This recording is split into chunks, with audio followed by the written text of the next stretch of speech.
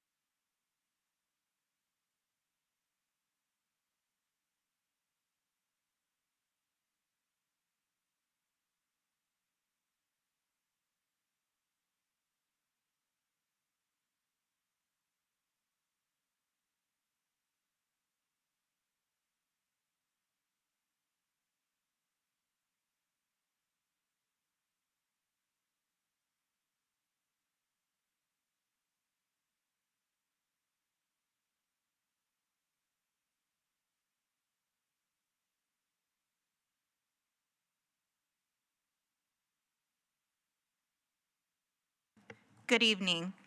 At this time, we will call to session the May 8th, 2025 work session of the Suffolk City Public School Board. The only item we have on our work session agenda is a discussion regarding forensic audit versus internal control consultation. I have some information to share with the board members that will assist in new business items number 1 and 2, I believe, will require a vote on our part or some sort of action. Following the April 22nd meeting, I believe it was, I reached out to Dr. Gordon and asked him if he could have Ms. Forsman look into having the CEO or someone experienced with deeper audits and internal control consultations come speak to us from Cherry Beckert, since our session with Laura Hayden was a little bit, it didn't quite answer the questions that we had. And so Dr. Gordon had Mrs. Forsman reach out to them, and they came back with a price quote. And so I have that information for you all. That is one goal, is to discuss if we want to proceed with having them come. And then the second goal would be to discuss and then later vote on if we're going to have a town hall coming up soon regarding these two processes. And that was suggested by Mr. Riddick at the last board meeting. So for someone from Cherry Beckert to come, either the CEO or someone well-versed in deeper audits and internal control consultations, either virtual or in person, it would be $2,500 for 3-hour consult, and that's to include research on their part before and after their 1-hour session with us. That session would be, if they're available after our vote tonight, would be June 10th. And then if we want them in person, we would also pay for travel and accommodations not to exceed $4,000. So just to review, if we would like further consult from Cherry Beckert from the top or from someone that specializes in the two systems or two processes we're looking at, it is $2,500 for them to participate virtually, or $2,500 plus the cost of travel and accommodations not to exceed $4,000 if we want them in person. I also asked if they could respond to the email questions presented by Vice Chair McGee and Board Member Brittingham in the same fashion that Laura Hayden did, with either a yes or a no regarding the systems. And Dr. Gordon informed me there'd be a cost, like a consult cost likely applied for that as well. I did confirm that the first visit from Laura Hayden was offered free of charge, just sort of a grace extended to us by Cherry Beckert, but if they are going to come and dig deeper with us and provide more expertise, then the fees that I've laid before you are what we will be tasked with voting on tonight, yes or no, do we want to proceed? And then the other option, the other thing to discuss is the timing of the town hall. Having talked with Mr. Riddick a bit, and I think even Vice Chair McGee, there was a suggestion that the town hall decision is not made until we have more information from Cherry Beckert or from some other source, rather than going ahead and scheduling a town hall now with no more information than we had 2 weeks ago. So with that, I will just open the floor for you all to share your feedback. I ask you to try to limit your comments to about 5 minutes so we can make this a concise discussion and leave with a solid plan for what's coming up in new business. Board Member Jenkins. Thank you, Madam Chair. I just wanted to clarify, when you said $4,000, like you said, $4,000 for everything, is that including the 3-hour, the 2,500, and we would go, no more than 4,000, including that? Correct. If they were to come in person, it would be $2,500 for that 3-hour consult, which would include the research before and after, and then also accommodations, but their accommodations would not bring the total over $4,000. So roughly another $1,500 on top of the 25. Okay. And to answer the questions from Vice Chair McGee and Board Member Brittingham, is that additional? And that's an additional fee, but we don't know what that is. I don't believe it's additional. I believe the intent, if they come, is they have that information from us now. They have those questions. I believe Laura forwarded the email to them. So I would have to defer to Dr. Gordon and Ms. Forsman, but I don't believe it's additional. I believe if we schedule them to consult with us, that's part of the consult, is supplying it's not really answer, it's a yes or no for those bullet points in the Okay. reports or the processes. Thank you. Anyone else? Mr. Riddick? I'm kind of a little taken aback, and I do apologize for my tardiness getting here. It's a lot of traffic getting to this area, and I'm even close. But kind of taken aback. They had the questions in time. And if there was things that they could not answer, was that not communicated prior to coming? Because the whole point of asking board members to submit questions in advance was so it's no one surprise. Now, the additional questions that were submitted the night of, we can strike that from the record. But the questions that were submitted in time, I felt that if you had the information in time, then you should have been able to articulate the answers to those questions well in advance. Now, so my question is, was it communicated that they didn't have answers to those questions or not? Because to me, being charged $2,500 to come back and do something that we kind of like asked you to do the first time, it doesn't sit well. Now, if this was the conversation thread in the beginning, hey, we'll come out, answer these questions, it's gonna be $2,500. Okay, then, we could have had different conversations at that point. We could have got more bang for our buck. But we submitted the questions, what the board members was, every board member was given an opportunity to ask whatever they wanted to ask about an audit. And then to come and not be able to speak to this, or we don't do this. So did they communicate that they couldn't answer our questions before? And Laura came. The original questions related to, does our current audit actually do the things that the 35 or whatever the total number was that the board members had presented? So at that meeting, when she couldn't go into specifics, because one of the things we spoke about was a lot of the questions had the word all, and you have to be very specific when it comes to a scope of work for an audit. So then the second part of the questions was if they were going to be yes or no, does our current audit do those things? That was the information that the auditor sent back to us either the next day or that following Monday.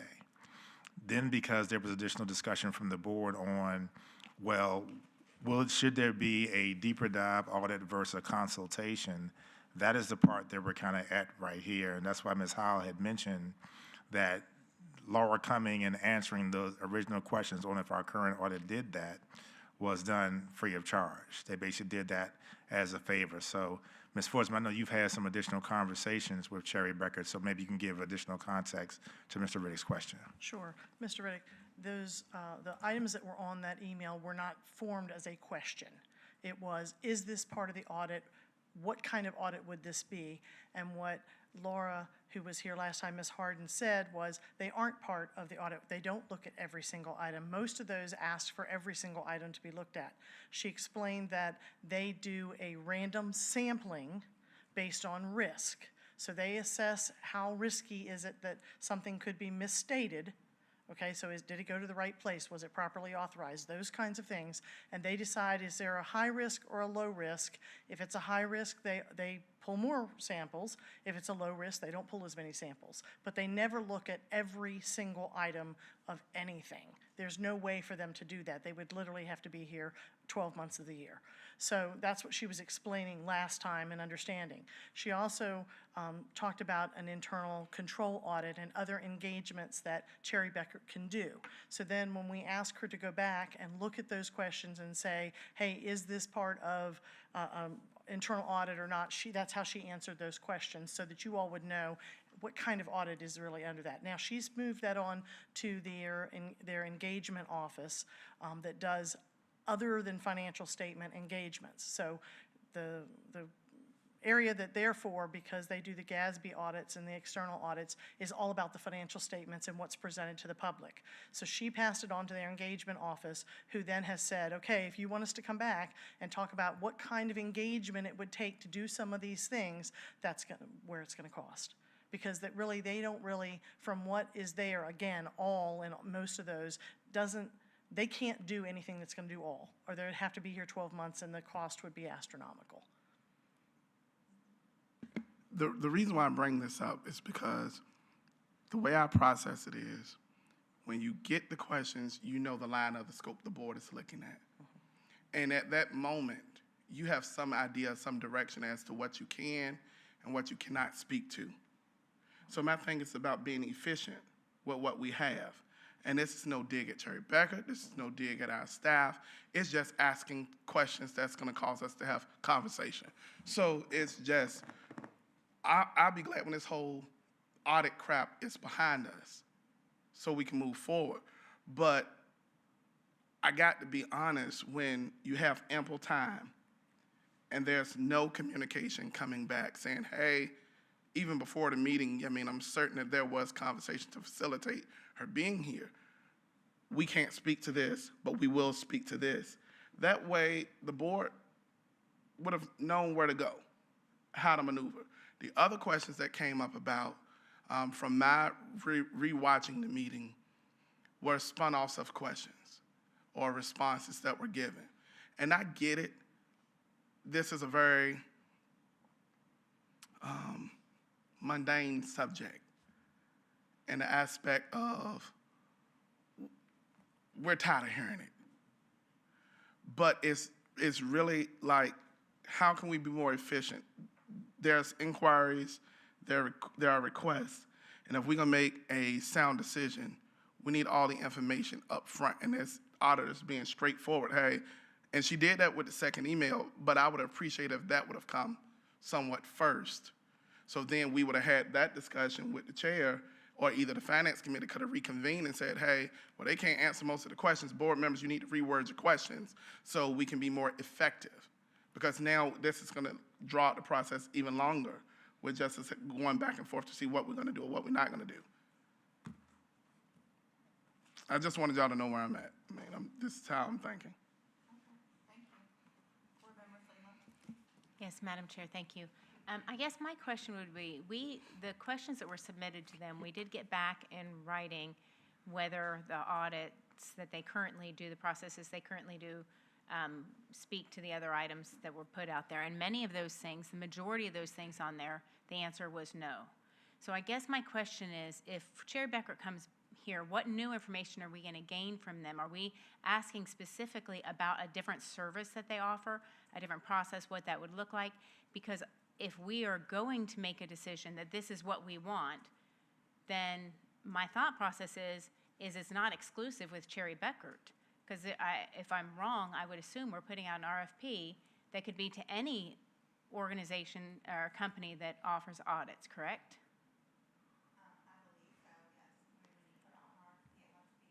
So Cherry Beckert being here is going to be specifically Cherry Beckert services only.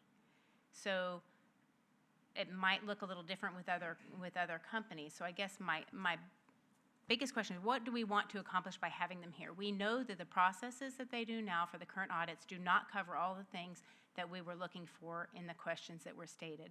So I'm just wondering, the purpose of bringing Cherry Beckert here, what would be our ultimate goal that we're trying to accomplish? To answer that, and I'll also invite Vice Chair McGee to join this part as well, what he and I have talked about and what's still weighing on him is, will a forensic audit or a deeper audit even speak to that list of 35 things that he presented in advance? And if the answer is no, then he has, he's shifting a little bit on them what can. And so that's the goal of that conversation, to say, all these things here, will a deeper audit address these? And if not, will an internal control consultation address these? And if the answer to both of those is no, then I think it's up to us what we do with that information. But really the goal now is to find out, with that list that was presented to Laura, that we now know does not come from our standard audit, the goal is to find out which of these two processes or systems are more likely to provide that information. And again, my understanding is we can submit it in email, but we're going to pay the same price for consultation or a fee of some sort that we would if we have them participate via Zoom or come in person. Does that answer your question? Yes, I just want to say, my only other thought is that I don't know if all companies function with these two different types of audits, this forensic or this internal controls. So if they come to speak to us and we're talking to them specifically about Cherry Becker, do all these auditing companies, do they, financial institutions, do they all deal with the same processes? Are we dealing with apples and oranges? I don't. Dr. Gordon. And I think that's a good question, Ms. Slingleff, because I think the one thing that if we're going to ask the board to do is, you guys have to come up with a specific scope of work. Like that's the main ingredient that's missing here. That's why Ms. Forsman was using, saying we can't just say all, right? You have to have a time frame. You have to have something else that you're looking for. Now, the information that we had shared with you all and shared with Ms. Howell showed you what the costs were potentially per hour of the people that would be involved. Now, the comparison, if you did an RFP, we're not 100% sure if you wouldn't be spending more money going outside because Cherry Beckett already has a contract with the city. So that's kind of, the risk or something that you all would take. And then to something that Mr. Riddick had talked about earlier in one of these conversations, then you have to find a funding source and when it's going to occur. So part of the reason why the second communication at Cherry Beckett occurred is they can help walk you all through developing a potential scope of work. Because either way, you're gonna pay something, right? They gave us, one for free, even though it didn't answer like all of the board's questions, right? You're gonna pay for something, but the board has to be able to be more specific, right? They have to potentially look at specific funds, a specific school, a specific account, a specific time period, whatever.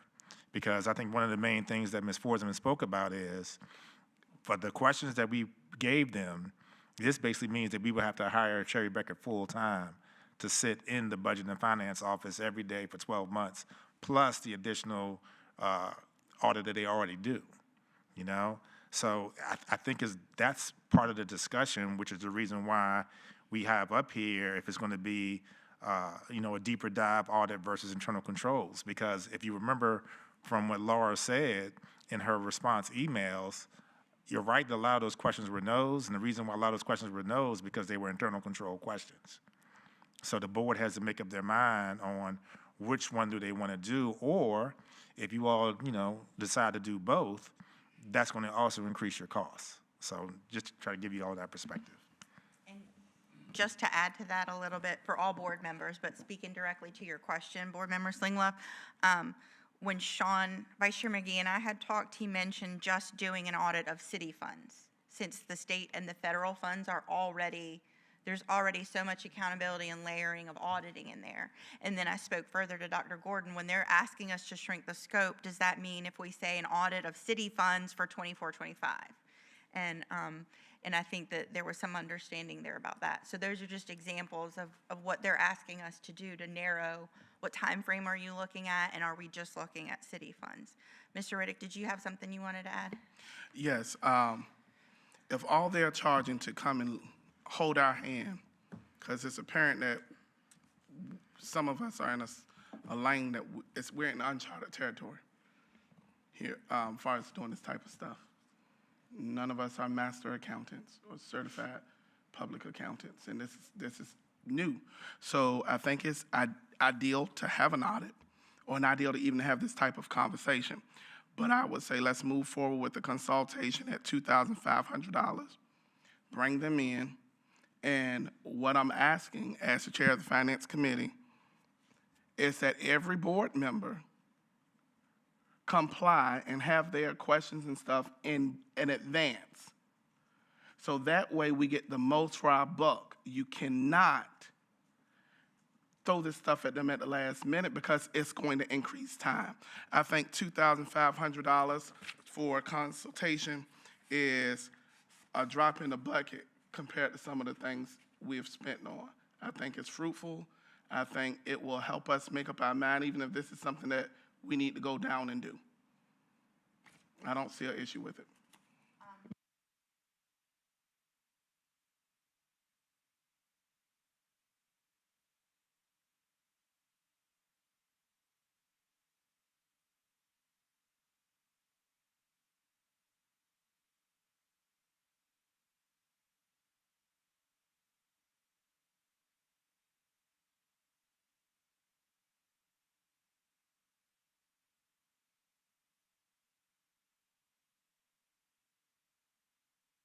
Board Member Brittingham, can you hear us? Okay, your mic's not on, so pause and turn your mic on. Did you have anything you wanted to contribute to the discussion? Mic's still not on.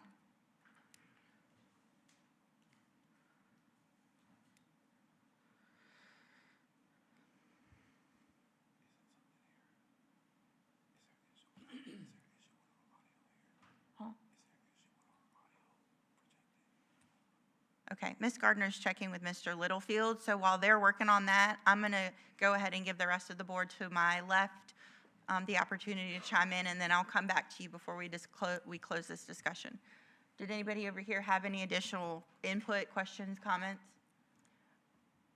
Chairman Howell? Yes, ma'am. I'd like to say that I think it would be fiscally irresponsible to expend any funds for an audit. We're not even sure what we're looking for as far as an audit or auditing the audit is concerned. We're not clear on what it is that we're looking for.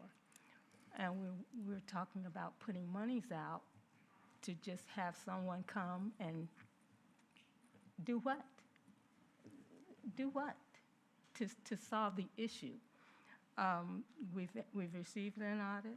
We had no discrepancies. I think that we should accept the audit that we have, and that we should display the confidence that we have, or we should have confidence in the financial team that we have, and move past the whole issue of audits. Okay, thank you for your input. Anyone else? Vice Chair McGee. Madam Chair, thank you. Yeah, I just want to piggyback on something you said, so everybody on the board hears me and the public hears me. My goal with my questioning and having Cherry Becker come speak to us was really to gain that understanding and see if this is even warranted. I was hoping tonight that Lauren was here, we would have had the questions that were submitted to Finance Chair Riddick, would they have been able to speak to yes or no, does our external audit that we do annually include these things? Unfortunately, we had that discussion that evening, and she wasn't able really to speak to them. Infidelity like we received with communication, just so what we're capturing in the finance meetings is being articulated correctly to Cherry Becker. Because as soon as the word forensic audit was brought up, she clearly said she has no experience with that. So there is some frustration with, efficiency and waste of time, and the board's time, not being able to address it. And like I said, receiving an email the next day, what everything answered was just strange. So, but, for the public record, if a forensic audit isn't warranted, I will not support a forensic audit.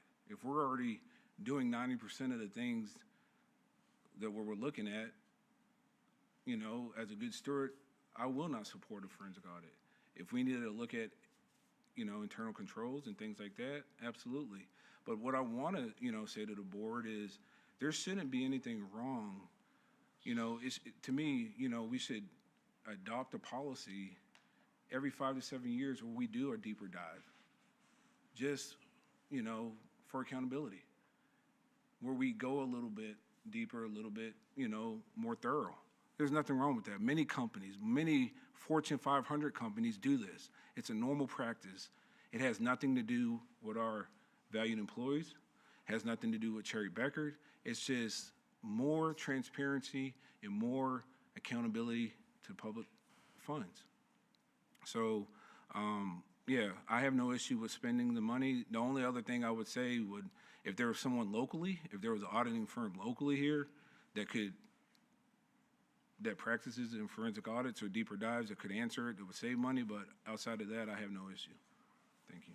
Thank you. Board Member Brittingham, can you test your mic now? Can you hear me? Yes. Wonderful. I want to echo everything that has been said by Board Member Riddick, Board Member Slingoff, and Vice Chair McGee. We need to do this audit, but the question is, you know, I don't necessarily think that we need to pay Cherry Beckert to come out and consult with us. I think we are already at that place where we can do the RFP on this. But if what we're asking for is not a forensic audit, if what we're asking for has to do with more of the processes, I agree with Vice Chair McGee that we should investigate that. Thank you. Thank you. So to be clear to the board, the goal of having them come out is not a guarantee that they will be the ones offering the process. It's just, we currently have a relationship with them. So business-wise, fiscally, it's easier to navigate this conversation working with where we already have contact. And so with that, the goal of them coming out is to clarify for us. Are we looking, will a forensic audit settle the questions and the discussion in the community and on this board? And if not, will an internal control consultation do that? And so that is the goal of it. I personally think, and I'm one vote, to just go and make a motion to approve an audit and send out an RFP, we're still missing pieces here that we owe to the community to communicate to them. If they're using this buzzword forensic audit and they don't actually know if that's appropriate to what our questions are up here, then we're going to be in the same boat next year. If an audit is completed and it doesn't include all of the 35 things that were submitted for review, then we've wasted funds and time. So that's just my position on why we need more clarity on what we're really looking for here. With that said, as far as that part of the discussion, does everyone feel they have information to cast their vote for, it would be number 1 under new business? And if so, I'm going to ask Mr. Riddick to speak more about the town hall suggestion, because that is also up for a vote of some sort of action, up, down, table, or something. So you made that suggestion. Would you just offer some insight to that? Sure. It's been stated on the dais a lot that, you know, citizens had concerns. However, it's not been a lot of citizens coming to the dais. It's been some of the same from the same little group of people coming up and speaking. Not to say there may not be others out with concerns. It's just I prefer to hear directly from the citizen because our boroughs consist of 5,000 plus, and 10 people can give you a phone call, but that's not even 10% of your borough population. Being in my borough, going throughout the community as I do, it doesn't come up often. There's people who have an axe to grind specifically. That's why I'm so frustrated with the whole thing. There are people who have an axe to grind specifically who are on a witch hunt, and they will bend anyone's ear that they can get, and I'm just ready to shut everybody up. So if doing the audit is the way to do it, then let's do it. Having a town hall will afford our community, those who are for spending this type of money on it to come and speak, and those who oppose to have that say, versus us making a rash decision with little to no public input. The reason, Madam Chair, why I suggested we delay the town hall until our RFP come back, because one of the biggest questions that you're often asked when you're talking about this is, well, how much is it going to cost? And the board is clear, we don't know what we really want to see as a unit. Everybody has, the scope is so wide. It's us to get time to narrow our scope, get some fillers out so our approximate price point that we relate to the public, we'll be able to answer to it, because we don't have COVID money anymore. So we have to choose wisely which programs we're going to take from, which staff we may not be able to hire, what projects we may not be able to fulfill. But when you're doing all of that discussion without any real data numbers, it's kind of hard to stand with flat-footed as you would like to. So that's my recommendation, Madam Chair, is that a town hall is had, allow people to come and speak for themselves in person. No proxies. You come, say what you got to say to the full board. And I will say this while I have the floor, Madam Chair. If the concern is both bodies, then I would like to also ask Madam Chair and Vice Chair to go back to the Education Committee, and maybe we can do a joint audit together with the city as well as us. Because if there's concerns about financial management with both entities, then let's crack open both books at once. Okay, understood. So just to be clear, as far as our vote tonight, sounds like it's not your recommendation that we go ahead and schedule a town hall until we have a couple other next steps occur first. Correct. Okay, thank you. Does anybody else have anything further to add to this conversation before we close this part of the work session? Madam Chair, may I? Yes. I agree with Board Member Riddick regarding the town hall. The other thing I would like to discuss with the board would be regarding community engagement is possibly, can we put out a board post on social media platforms, kind of like the school advertises things. That way we can really get feedback that way. Try different avenues of approach because, you know, granted, people are busy. We're getting into the summer months. People are going to be traveling and things like that. If our goal is engagement and to get feedback, why not use as many platforms as possible to receive that feedback? And even maybe looking at doing a survey to citizens, you know, if there's a way possibly to put out a survey to Suffolk residents, using SurveyMonkey or something like that, that would allow for more engagement. Just something to look at, you know, if our overall goal and objective is to encourage more feedback from our community. Okay. Input received. I think like it's up to each board member individually how they want to engage on social media. I don't think that that's something that I think has ever come as a directive from the board to make a post on social media. But it's, you know, certainly up to each individual board member. As far as a survey, I don't know what would go into that, like how we would access either mailing addresses or email accounts for every registered voter in the whole city.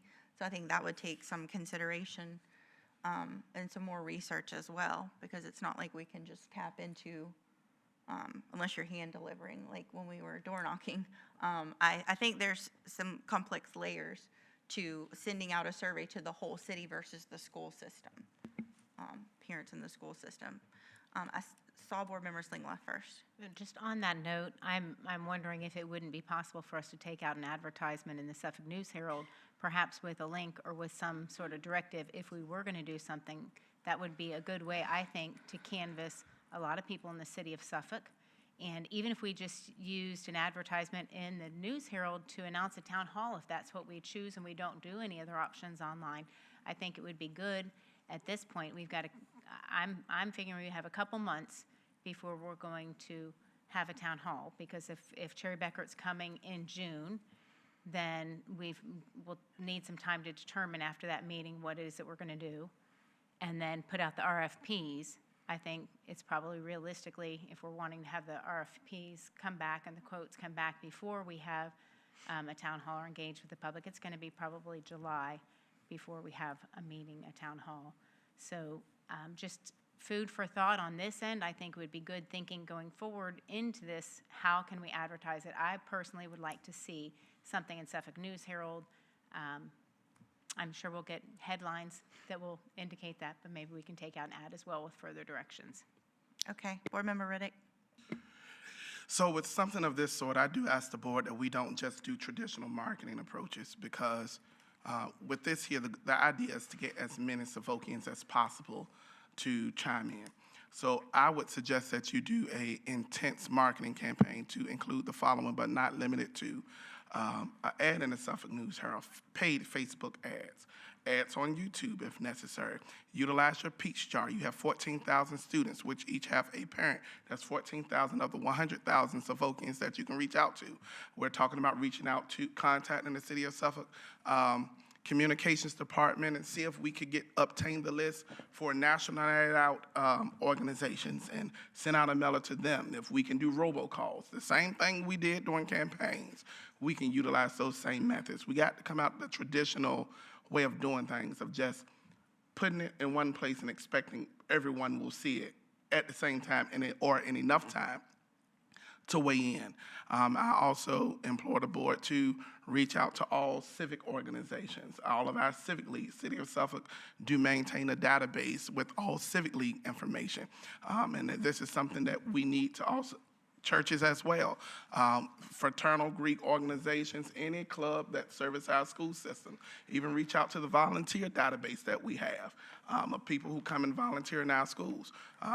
We want to know. We want to hear from you. Because when it's all said and done, get it out to the masses, so that way no side or no person can say we just selectively targeted one side of the fence. And if the community don't want it, they don't want it. If they want it, they want it. But we have to be very clear and upfront with what it is we really want.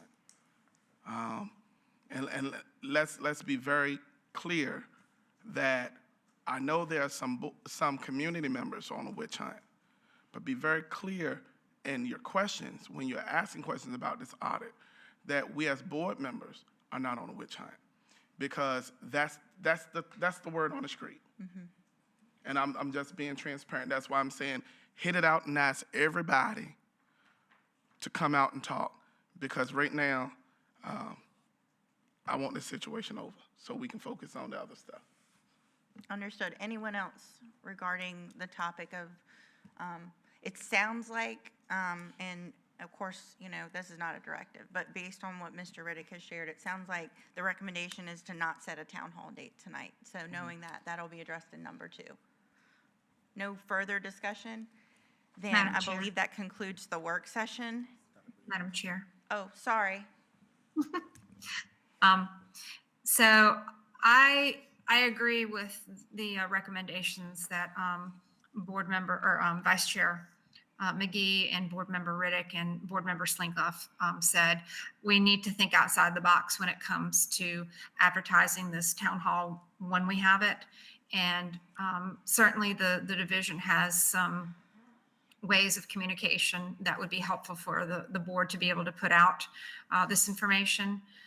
So it would be helpful for us not only to use conventional methods like the Suffolk News Herald and things of that nature, but also being able to put out the Facebook ads and the YouTube notices as well, so we can catch as many of the citizens and let them know, hey, if you have issues, if you have concerns, this is the day and time the board has set forward to have you come out and talk to us in a town hall. Thank you. Thank you. And if you will, do me a favor, if I'm not noticing you, can you just shoot me a text to catch my attention? Thank you. So with that, I think it concludes the discussion for our work session. And now we have a closed meeting before us. Motion is needed to go into a closed meeting to discuss the following items and subjects pursuant to the Virginia Freedom of Information Act found in Virginia Code Section 2.2-3711. Number one, the discussion and/or consideration of the findings of fact and recommendation from a hearing officer regarding the superintendent's recommendation to terminate the employment of a classroom teacher, and whether the school board will accept or reject the recommendation or schedule a further hearing as provided for by Virginia Code Sections 22.1-311 and 22.1-313. Superintendent's recommendation for the hiring of a building principal, which is authorized by the Virginia Freedom of Information Act, found at Virginia Code Section 2.2-3711A1. At this time, is there a motion to go into closed session? So moved. So moved. Okay, the motion has been made by Mr. Riddick, Board Member Riddick, and seconded by Board Member Jenkins. Is there any discussion? There being none, we're ready to vote. Board members, please vote. Board Member Dr. Brittingham. Yes. Board Member Fields. Yes. Board Member Jenkins. Yes. Board Member Riddick. Yes. Board Member Slinglove. Yes. Vice Chair McGee. Yes. Board Chair Howell. Yes, Motion passed. thank you. Board members, please remember to take only your school-issued device back there and leave your cell phones and other personal devices with Ms. Gardner and Mrs. Johnson.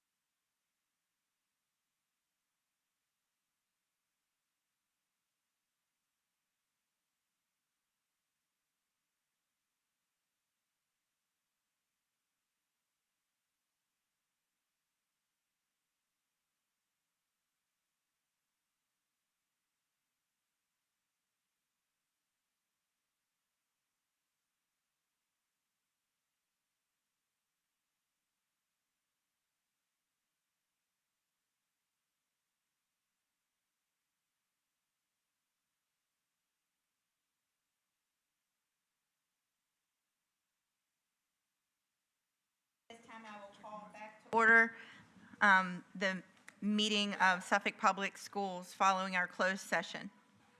A resolution of certification of the closed meeting of May 8th, 2025 pursuant to Section 2.2-3712 of the Code of Virginia 1950 as amended. Whereas the School Board of the City of Suffolk convened a closed meeting on this date pursuant to an affirmative recorded vote and in accordance with the provisions of the Virginia Freedom of Information Act. And whereas Section 2.2-3712 of the Code of Virginia 1950 as amended requires a certification by the school board that such closed meeting was conducted in conformity with Virginia law. Now therefore be it resolved that the School Board of the City of Suffolk hereby certifies that to the best of each member's knowledge, number one, only business matters lawfully exempted from open meeting requirements by Virginia law were discussed in the closed meeting to which this resolution of certification applies. And number two, only such public business matters as were identified in the motion convening the closed meeting were heard, discussed, or considered by the School Board of the City of Suffolk. Is there a motion? So moved. Second. Okay, the motion has been made by Mr. Riddick and duly seconded by Board Member Jenkins and Vice Chair McGee. Is there any discussion? There being none, we are ready to vote. Board members, please vote. Board Member Fields? Yes. Board Member Jenkins? Yes. Board Member Riddick? Yes. Board Member Slinglove? Yes. Vice Chair McGee? Yes. Board Chair Howell? Yes, Motion passed. thank you. At this time, we will briefly recess until 7 p.m. just so we can go pack up our dinner and release that staff, and then we'll begin promptly at 7 p.m. with the next part of our meeting. Because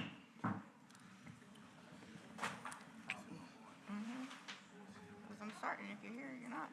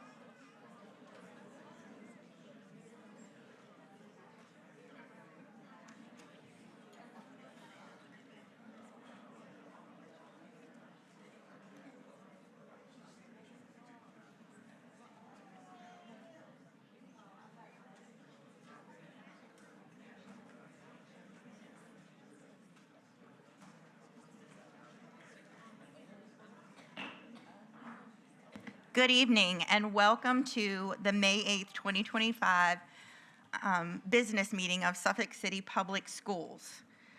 At this time, we'll call the meeting to order, and I'm going to ask Vice Chair McGee to lead us in the Pledge of Allegiance. Please stand.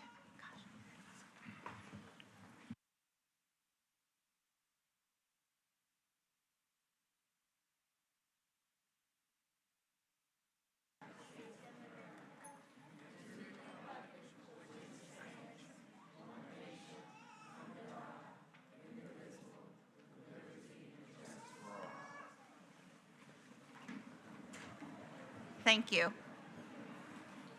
At this time, we will recognize a brief moment of silence.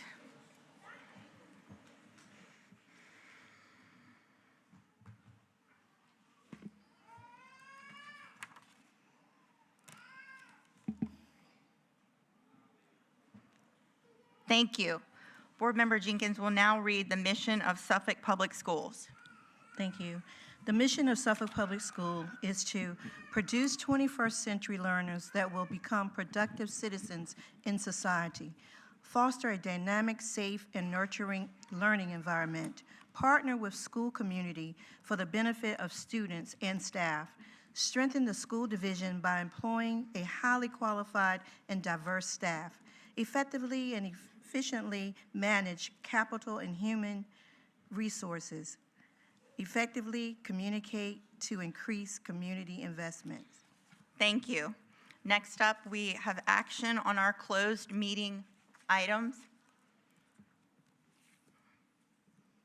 Is there a motion regarding the Employee Appeal 24/25-2? Madam Chair, Yes. I move to approve the third resolution we received. Be it therefore resolved that the school board rejects the recommendation of the hearing officer in the classroom teacher's employment with Suffolk Public Schools and is hereby reinstated. Is there a second? Second. Okay, the motion has been made by Vice Chair McGee and seconded by Board Member Riddick.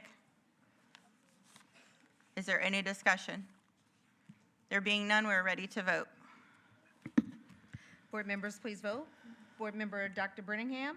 She doesn't vote. Yes. She doesn't vote. Don't count her vote. She doesn't participate. My mic is on. She is in the meeting, so that she does have a right to vote. Okay, I apologize. Board Member Fields?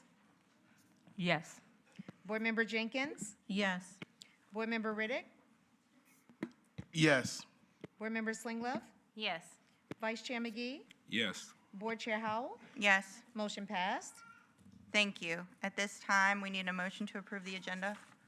Madam Chair, Yes. I make a motion to approve the agenda with the addition of the topic bank days being added as an info-only item under new business. Okay, the motion has been made to approve the agenda Second. with an information item added under new business to Second. discuss bank days. Sorry. Did you say bank days? Bank days. It's been seconded by Board Member Slinglove. Ready? Yes. Board members, please vote. Board Member Dr. Brittingham? Yes. Board Member Fields? Yes. Board Member Jenkins? Yes. Board Member Riddick? Yes. Board Member Slinglove? Yes. Vice Chair McGee? Yes. Board Chair Howell? Yes. Motion passed. Thank you. At this time, we will have the presentation recognizing our honor graduates from Kings Fork High School. I will yield the floor to Dr. Gordon. I would just like to ask, when your student comes to the podium, introduces themselves and their next plans, they will also hopefully introduce who's here with them tonight. And please stand so we can honor you as well. Dr. Gordon? Yes, thank you, Ms. Howell. I'm going to call to the podium Mr. Bryant, proud principal of Kings Fork High School. I know he has other members of his administrative team here. Also, the school counseling lead, Ms. Merkizio, I'm sure she's here as well. So if Mr. Bryant would please come to the podium and provide some background on your total number of honor graduates and any other additional information you would like to share.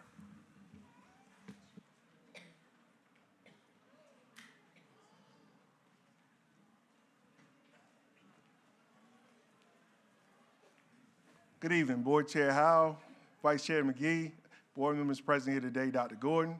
Good evening. I'm Derek Bryant, proud principal at Kings Fork High School. Today I have present with me Dr. Tanya Spruill, an assistant principal, and my school counseling director, Ms. Cassandra Riquizo. Sprinkled around here somewhere, there are other guidance counselors, Ms. Hurdle, Ms. Singleton, and Dr. Coley. On May 31st, we plan on honoring 392 seniors of the class of 2025. Of that, yes. Of that 392 seniors, 135 of those are honor graduates.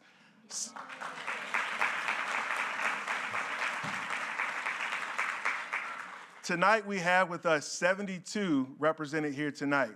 Of that class of 2025, we have accumulated, and those students have earned over $10.2 million in scholarships.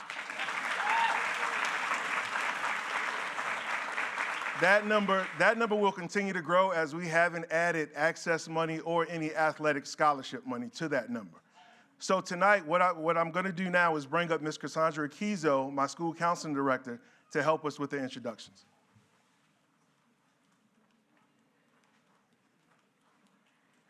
Good evening, Dr. Gordon, Chairperson Harrell, school board members, city officials, parents, and students. It is with great pleasure this evening that I present to you the 2025 Kings Fork High School honor graduates. Our students have worked very hard to achieve academic success this year. This class has reached the goal of having over 933 acceptance letters from colleges. Schools range from Clark Atlanta University, Hampton University, Princeton University, to Virginia Tech and William & Mary.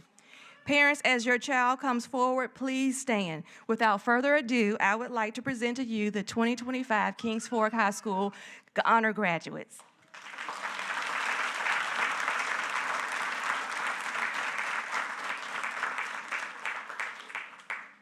Hi, my name is Madison Anderson. My parents are Dr. Antoinette Anderson and Ralph Anderson Jr.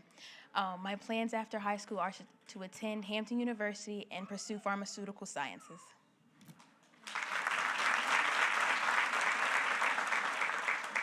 Hi, my name is Julia Apgar. My parents are Richard and Sherry Apgar, and I plan to go to JMU to study theater. Hi, my name is Samaya Bailey. My parents are Sheena and Paul Bailey, and I plan to attend the Culinary Institute of Virginia.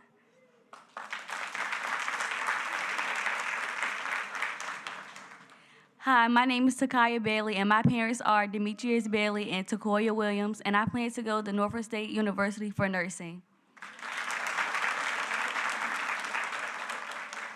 Hi, my name is Lucas Bantu Watson. My parents are named Dr. Aditi Nefso, Watson Yamana. I plan on attending VCU to study kinesiology and pursue my career in running track and field. Thank you.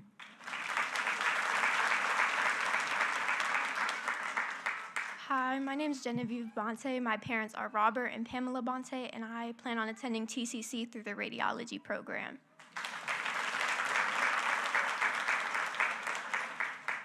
Hi, my name is Adarius Boston. My parents is Arlene Boston and Daniel Boston. I plan to attend Fort Union Military Academy, and after that, I'll be pursuing a degree in cybersecurity.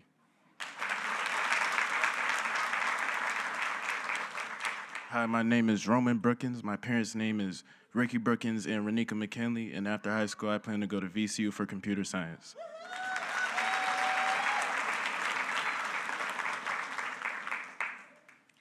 Hi, my name is Zyron Brown. My parents are Delgado Brown and Shonda Bynum, and I plan on attending VCU to major in nursing.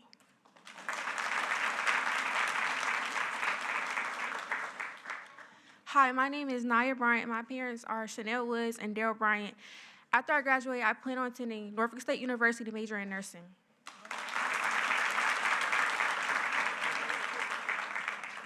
Hi, my name is Vincent Butler. My mom's name is Janiqua Jones, and my dad's name is Vermont Butler, and I plan to attend ODU for civil engineering. Hi, my name is Michaela Carter. My mom is Dion Carter. My stepfather is Reginald Washington, and I plan on attending Fayetteville State University for nursing. Hi, my name is Neve Cashwell-Vini. My mother is Danielle Cashwell, and my father is Joseph Cashwell, and I plan on attending ODU to get a bachelor's degree in theater. Good afternoon. My name is Matthew Cassis. My father's name is Shane Cassis. My mother's name is Angelique Cassis. After high school, I plan on directly enlisting into the Air Force and becoming a firefighter.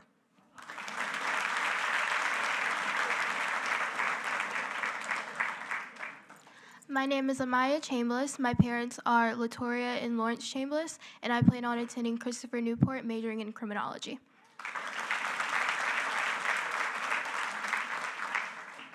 Hi, my name is Christopher Chesson. I plan on enlisting in the My mother is Naira Robinson. My father is Lamont Chesson, and I plan on enlisting in the Air Force and becoming a mechanical engineer.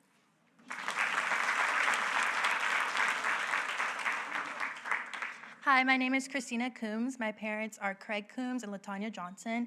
I plan on playing collegiate volleyball at Drew University, majoring in journalism.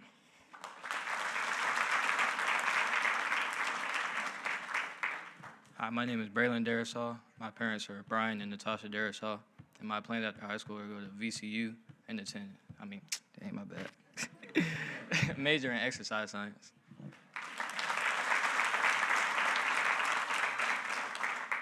Hi, my name is Casey Doxey. My parents are Rashonda Anthony and Corey Doxey, and I plan to attend VCU to study biology.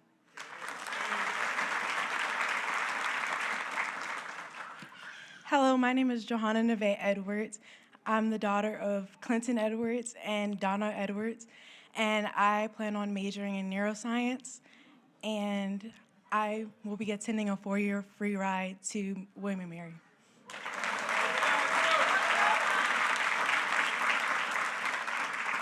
Hi, my name is Skylar Everett. My parents are Mark and Suzanne Everett. I will be attending Regent University studying psychology and Christian counseling.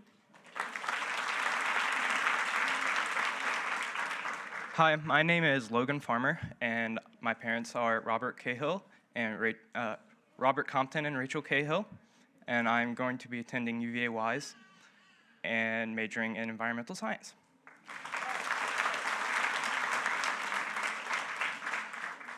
My name is Abigail Ford. My parents are Amy and Nathan Ford, and I'll be attending Elizabeth City State University to study aviation and become a pilot.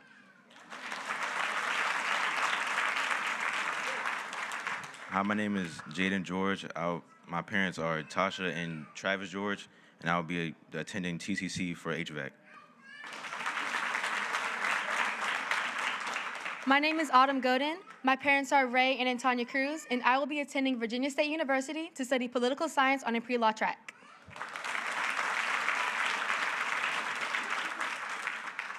Hi, my name is Alexia Gordon. My parents are Cindy Gordon and Orlando Gordon. I plan to go to ODU to pursue mechanical engineering.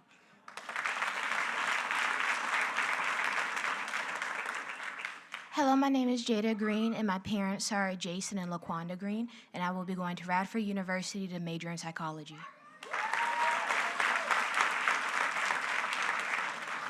Hello, everybody. My name is Nevaeh Green. My parents are Summer Brown Ames and Leon Green, and I will be attending Norfolk State University to study mass communication. Hello, my name is Elijah Gumis. My parents are Jennifer Maybeth Barrios, Ronnie Maybeth Barrios, and Eric Gumis. I'm going to Liberty University for music production and recording technology. Hello, my name is Princess Hall, and I'll be going to Hampton University to pursue a degree in pharmacy. Hello, my name is Connor Hammond, and I'm going to the my parents' names are Julie Hammond and Bert Hammond, and I will be going to the University of Virginia to study chemical engineering.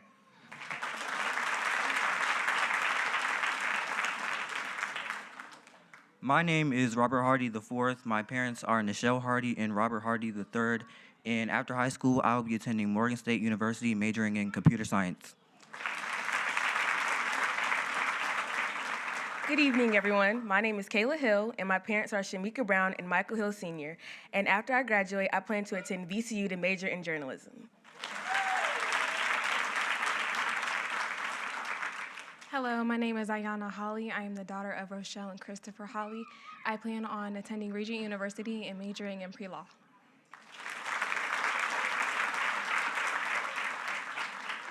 Good evening. My name is Sanaya Hunter, and my parents are Chauncey and Latanya Hunter, and I plan to attend Old Dominion University to pursue a degree in nursing.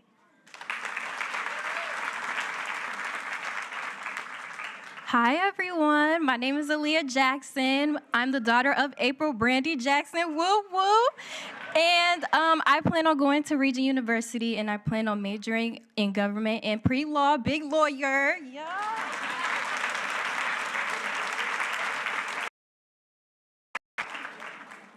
Hi, my name is Sanaya Jackson. I'm the daughter of Candace Root Harvey and Darrell Harvey, and after high school, I plan to go to NSU to major in elementary education.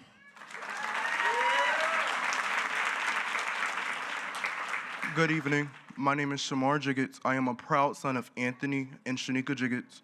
After high school, I will be attending Old Dominion University for a major in biology with the pre-med track.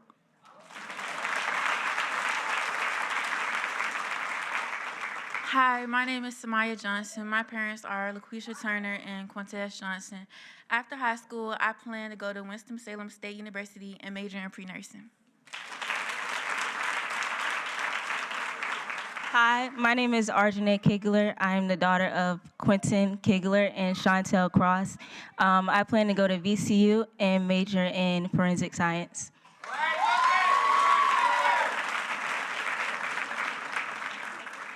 Good evening, everyone. My name is Jada Shea Kirkpatrick. My parents are Michelle Jones and Damon Kirkpatrick. After high school, I plan on studying biochemistry at Hampton University.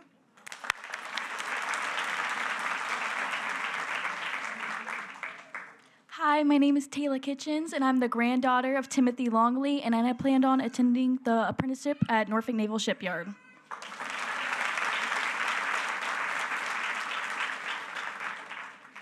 Hi, my name is Madison Lee. I'm the daughter of Chrissy Godwin and Mario Lee. I plan on attending VCU to major in art.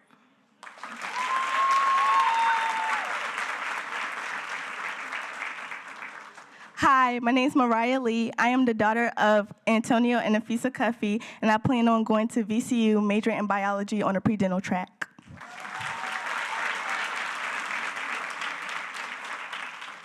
Good evening. My name is Quayson Lewis, and I'm the son of Kendall Lewis and Quissy Lewis, and I'm going to VCU to major in biology.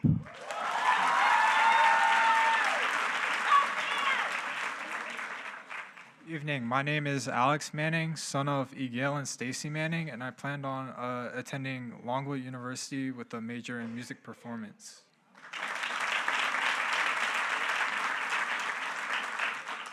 Good evening. My name is Makaya Masha, daughter of Sarah Masha and Kareem Masha, and I plan on going to the cybersecurity program at Regent University.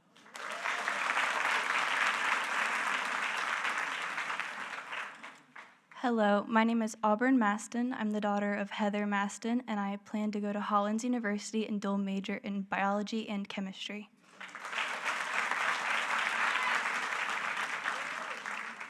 Good evening. My name is Morgan Milliner, daughter of Nicole and Dwayne Milliner, and granddaughter of Jacqueline Sharp, and I plan on going to Hampton University when I graduate.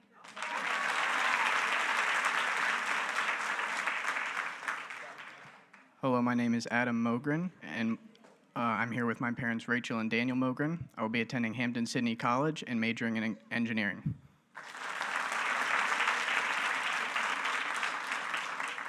Good evening. My name is Brady Mooring. My parents are Brent Mooring and Charlene Mooring.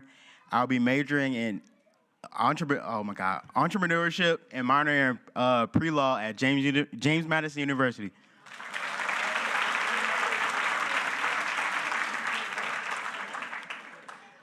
Hello, my name is Samaya Payne. My parents are Whitney Turner and Tevin Turner. I plan to go to VCU to major in forensic science.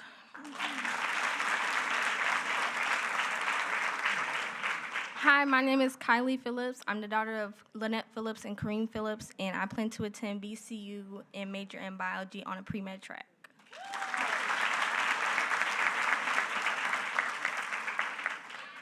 Hello, my name is Alejandra Plancarte. My parents' names is Alejandra Munoz and Faustino Plancarte, and I want to join the Air Force after I graduate.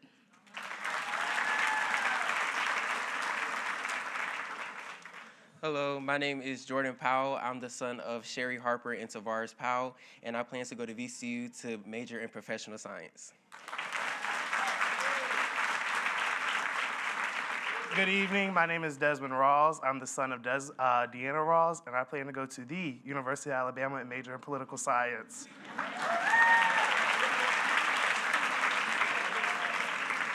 Hello, my name is Brittany Reed, daughter of Robin Reed and Bernard Etheridge, and I'll be attending Radford University in the fall to major in nursing with a minor in psychology.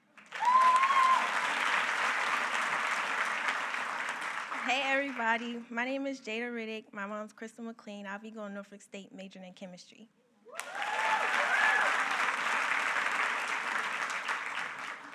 Hello, my name is Elijah Robinson, son of Alfred Robinson and LaJewel Robinson, and I plan to go to ODU to major in cybersecurity.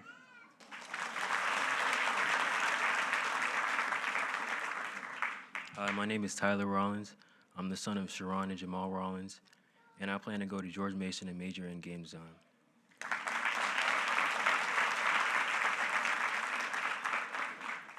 Hello, my name is Jasmine Savage. My mom is Danielle Diggs, and I plan to go to VCU to major in psychology.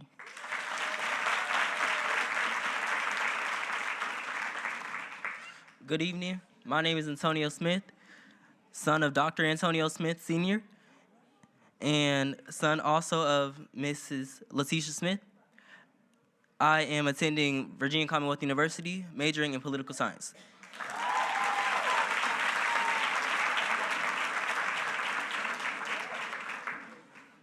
Good evening. My name is Larry Stokes III, the son of Larry Stokes II and Treva Stokes. I plan to attend Virginia State University and study in business administration.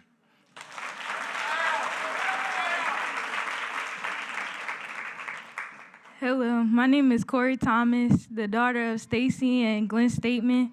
I plan on going to VSU, majoring in business and accounting.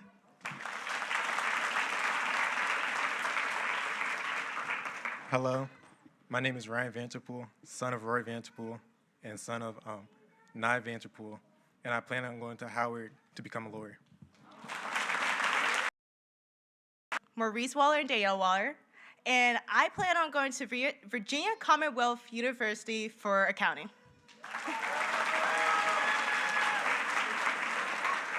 Good evening. My name is Andrea Watkins, daughter of Lakeithia Smith and Andre Watkins. I will be attending Virginia Woolf Common University to study or major in kinesiology and exercise science.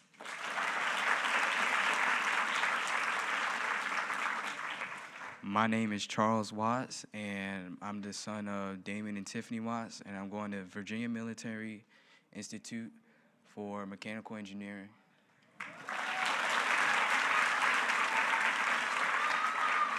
Good evening. My name is Aaliyah White. My parents are Felicia and Curtis White, and I plan to attend Norfolk State University and major in nursing.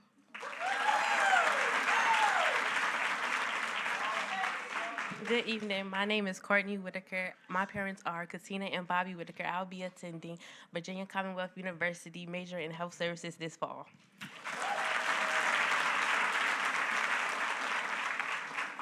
Good evening. My name is Ziani Williams, daughter of Ariana Lawrence and Demetrius Williams. I will be attending Virginia Commonwealth University and studying criminal justice crime scene investigation.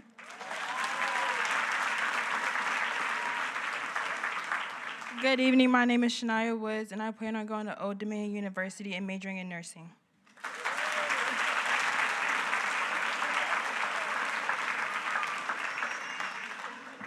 Thank you so much. Congratulations, everyone. When we thought this room was crowded, we just added some more.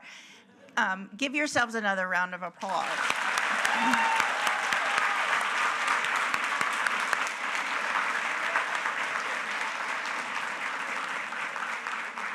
I'm going to allow my colleagues to just briefly congratulate you themselves and share whatever sentiments they have for you.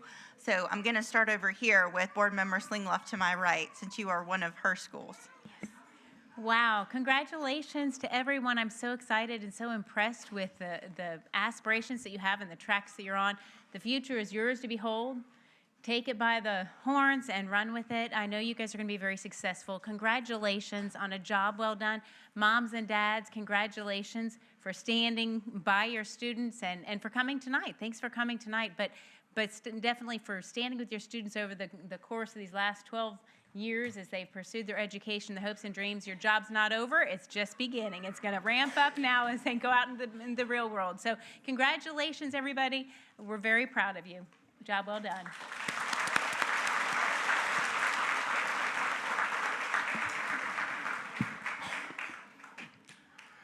Give it up one more time for all of our outstanding honor graduates. Come on, you can get louder than that. Is this thing on?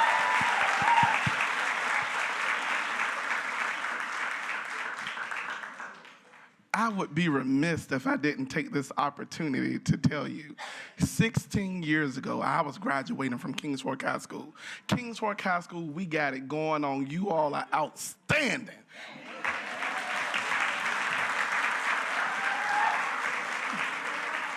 The future is looking excellent to me.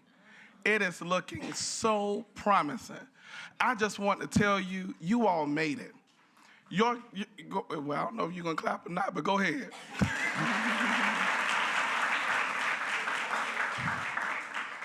You made it through COVID. You came back. You rebound from COVID.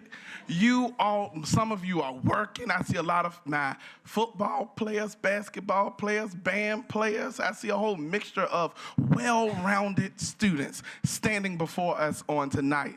And at this time, students, I'm gonna ask you to do me one favor. I need you to clap it up for your support system that's in this room because you couldn't have done it without them.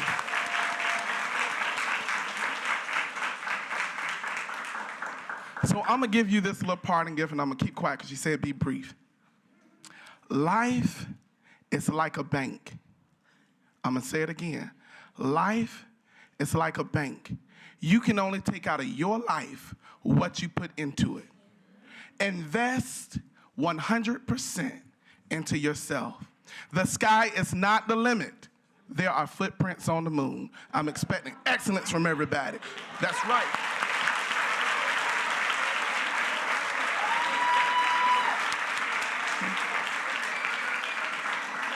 Thank you, Mr. Riddick. Board Member Fields, do you have some thoughts you'd like to share? Okay, I'd just like to say congratulations. You all have knocked it out of the park. You've completed this chapter, and you have an open field. You have boundless opportunities facing you. Go get it. The ones who succeed are the ones who do not quit. Do not think about quitting. Keep going. Even when the odds don't look like they're working in your favor. They are if you keep going. Winners don't quit. Congratulations.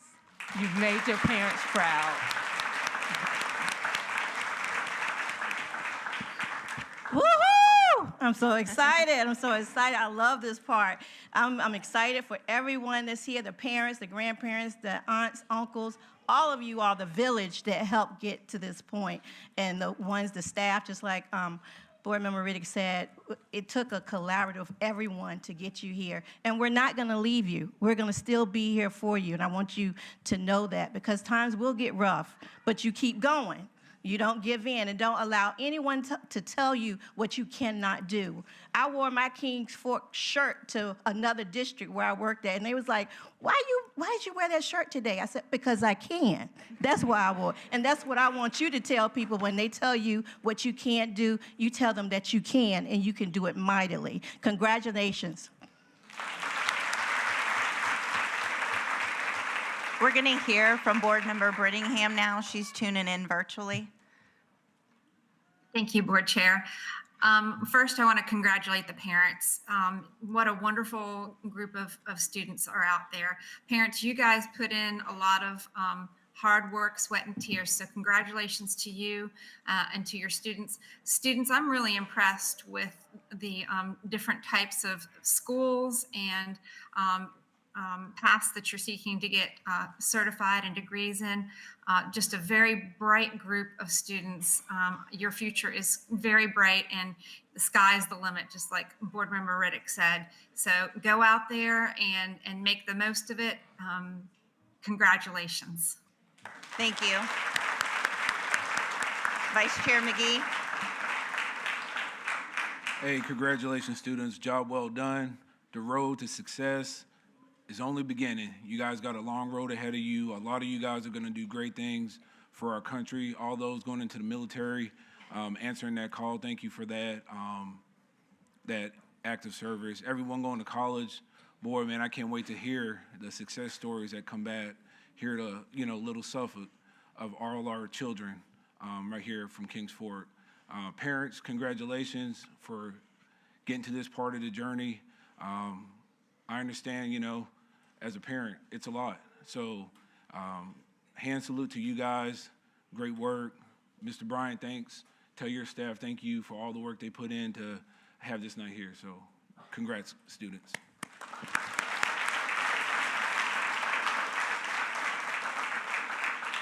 Just one final note, we can't wait to see you on May 31st. It's going to be here quicker than you know it. Keep grinding. I know the days seem long ahead, but they will fly. Just soak it up, everybody. And you all have a good evening. I will pause here so those who want to leave the meeting at this time can do so before we reconvene for business.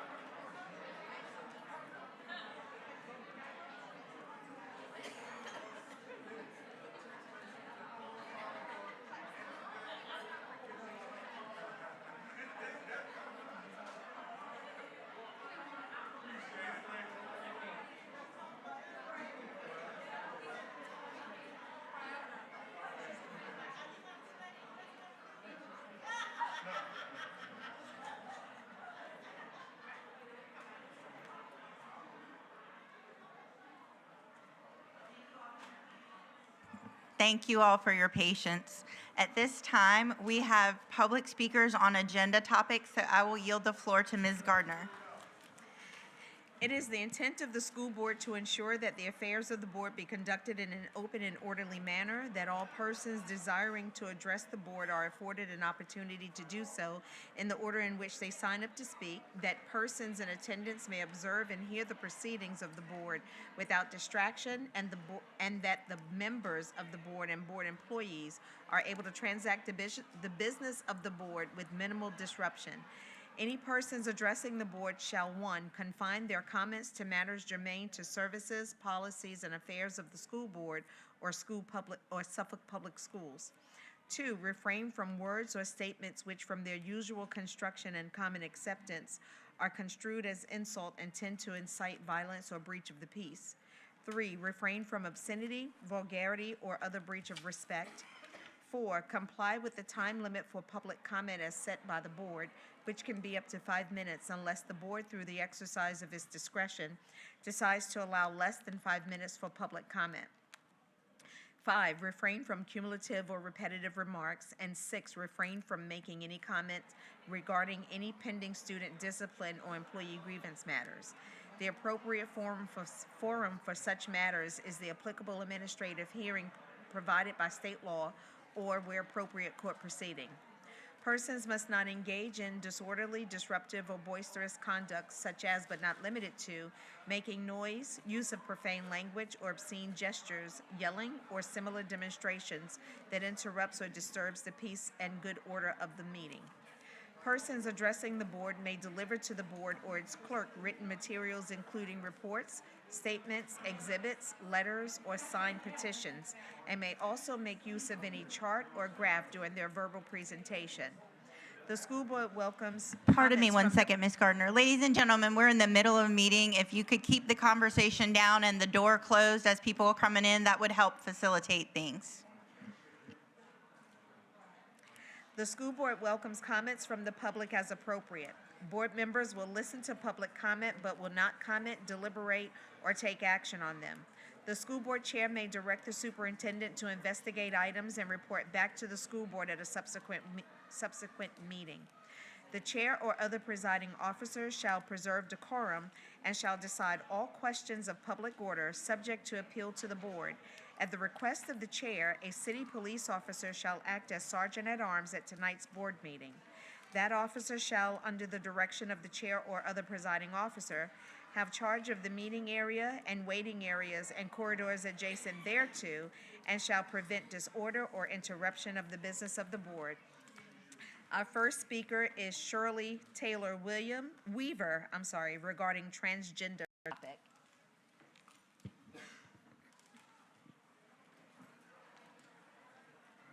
Dr. Gordon, school board members, thank you for allowing me to come and speak on transgender. My name is Shirley Weaver. I'm a registered nurse. I graduated from Norfolk General Professional School of Nursing, and I have a BS degree in nursing from ODU. My topic is transgender facts. This is a topic that we must face with compassion and truth, and I give credit for this material to Reverend Dr. James Merritt, a renowned minister from Atlanta, Georgia, and to the good Lord for giving me... Ms. Weaver, I'm sorry to interrupt. Can we pause you there? We'll reset your time and start over. We need to get that door closed. Mr. LaFave, if you could just kind of keep the voices and the door closed so we can hear what's going on in here. Yes. And Ms. Weaver, if you pull your mic down, we might be able to hear you a little bit better. Should I start over?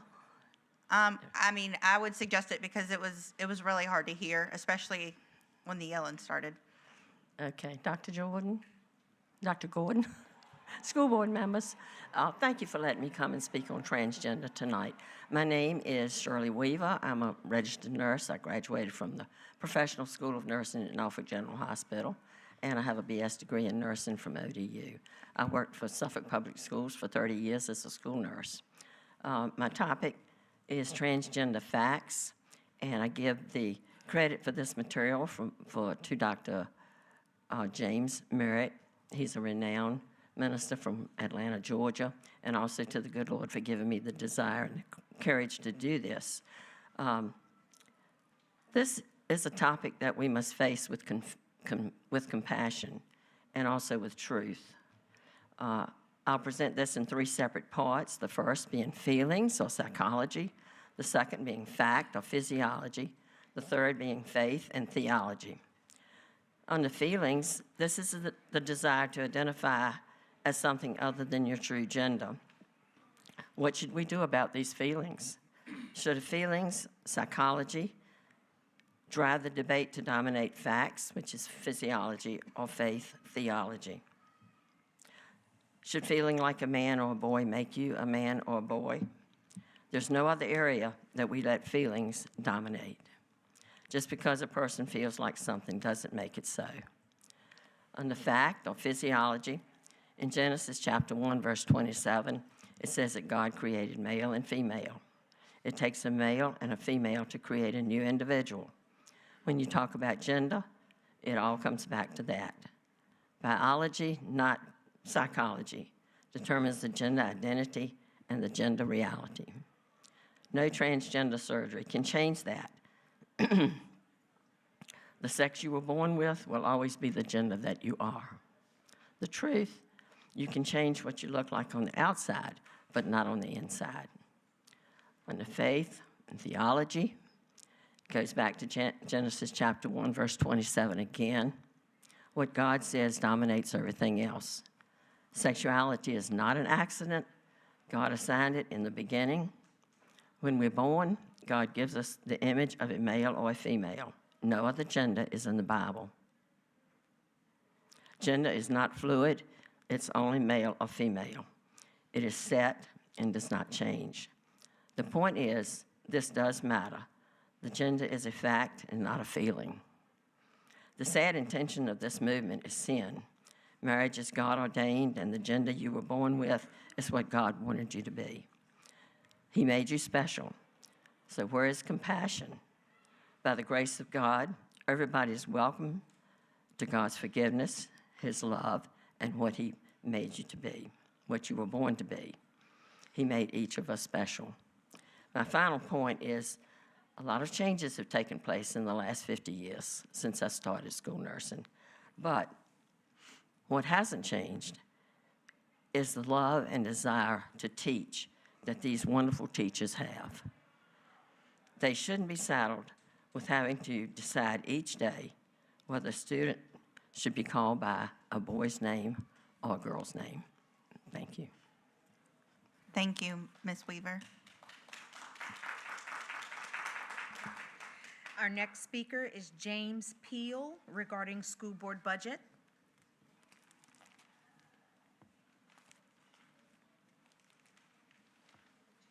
Does anybody want a copy of my comments?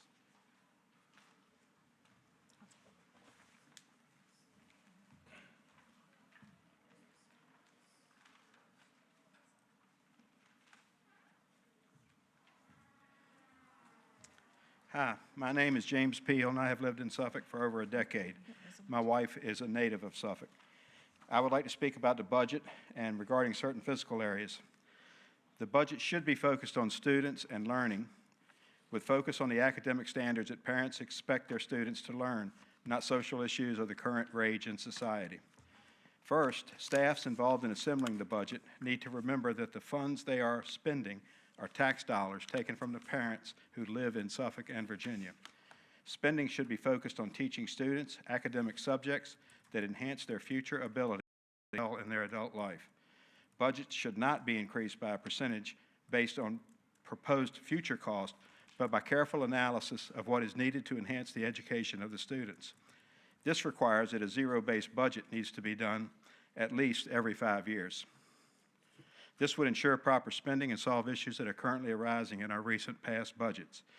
Second, I am concerned at the number of purchasing cards that currently exist in the schools, approximately 60 plus, and the types of transactions that appear on these cards from month to month. A forensic audit would bring greater transparency and accountability to how these cards are being used and provide guidelines for future use of these cards, in addition to recognizing these needs in advance and allow for them in proposed budgets, alleviating the need for so many cards. Third, I have concerns regarding certain fiscal areas of the food and nutritional spending, particularly when it comes to expenditures showing up over the last several years for travel and hotel expenses that appear to be beyond the scope of the personnel working that area. Again, if these requirements are necessary, then the budget should account for the requirement and allow for it in the school budget. Last, but even of more importance, is the ranking of school students in academic classes in Suffolk. It appears that our students have not caught up since the COVID lockdowns and have experienced decreases over the last 2 years. It is time to determine if the school system has the right personnel running the system, developing the budgets, and overseeing the expenditures of each department. In closing, examination of salaries of department heads seem exorbitant in comparison to other school systems in the area, as well as in comparison to the President of the United States, and should also be reviewed. Thank you for allowing me to comment. Anybody have a question? Thank you. Our next speaker, Deborah Chappell, regarding Suffolk Public School Board fiscal responsibility.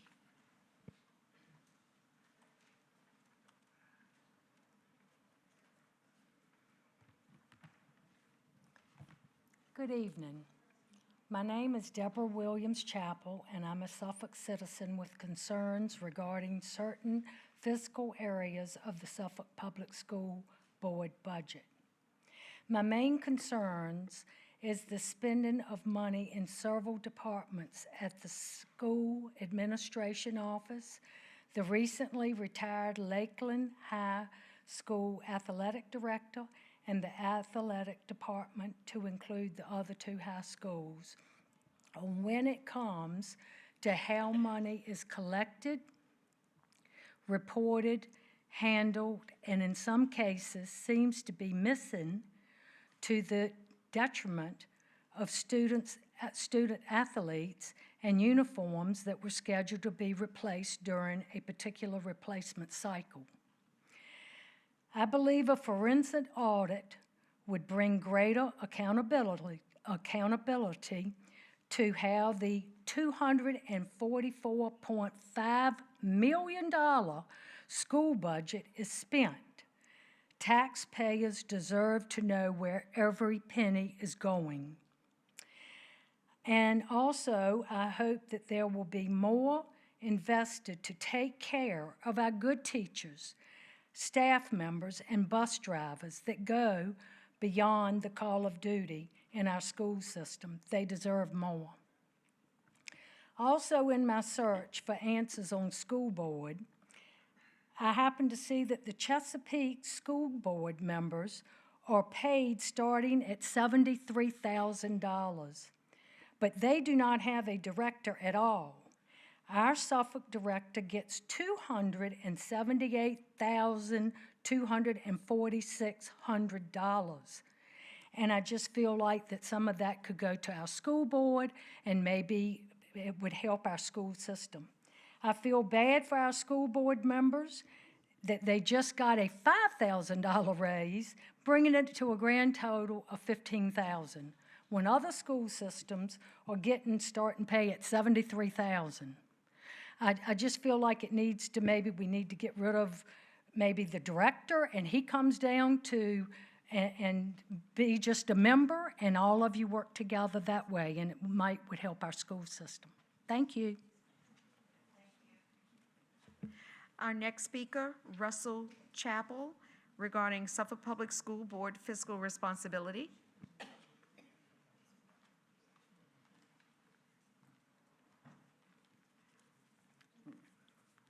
Good evening, board members. My name is Russell Chappell. I've been living in Suffolk for nearly 70 years. I'm here because I have a lot of concerns. I'm not going to go and read my entire list for the sake of time, but I sort of agree with everything that the previous speakers have said. And with a city with a 15,000 student population, I think some serious attention needs to be paid to our budget and how we spend our money on the administration. We are extremely heavy on the administrative side, and I can't find anywhere that can justify such numbers. Thank you. Next speaker, Amber Snodgrass, regarding forensic audit and transgender policy.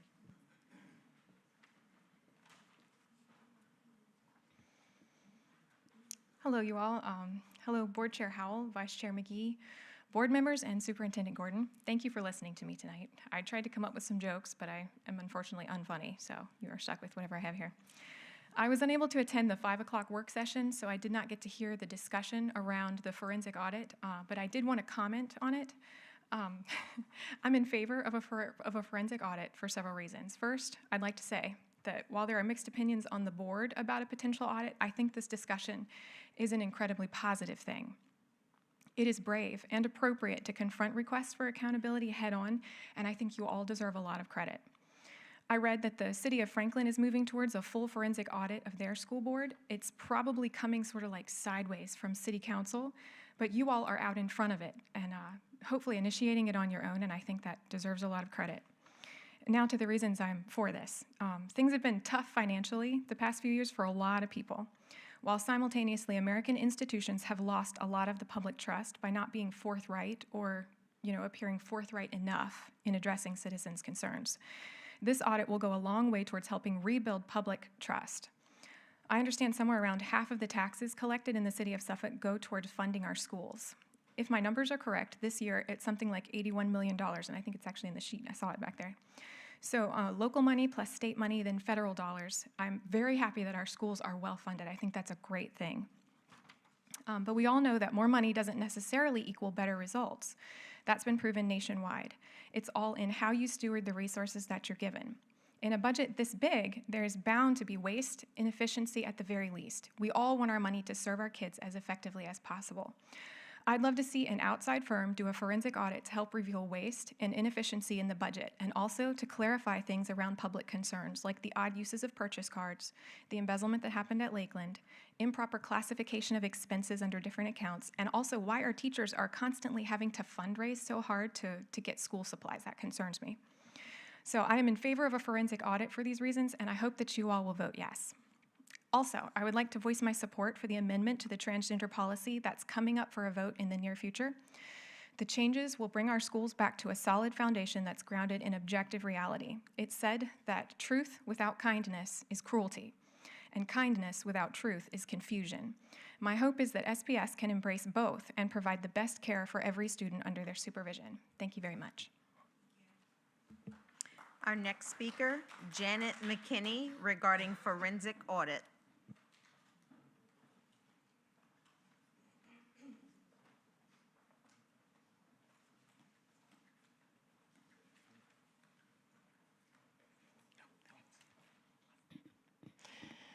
Good evening.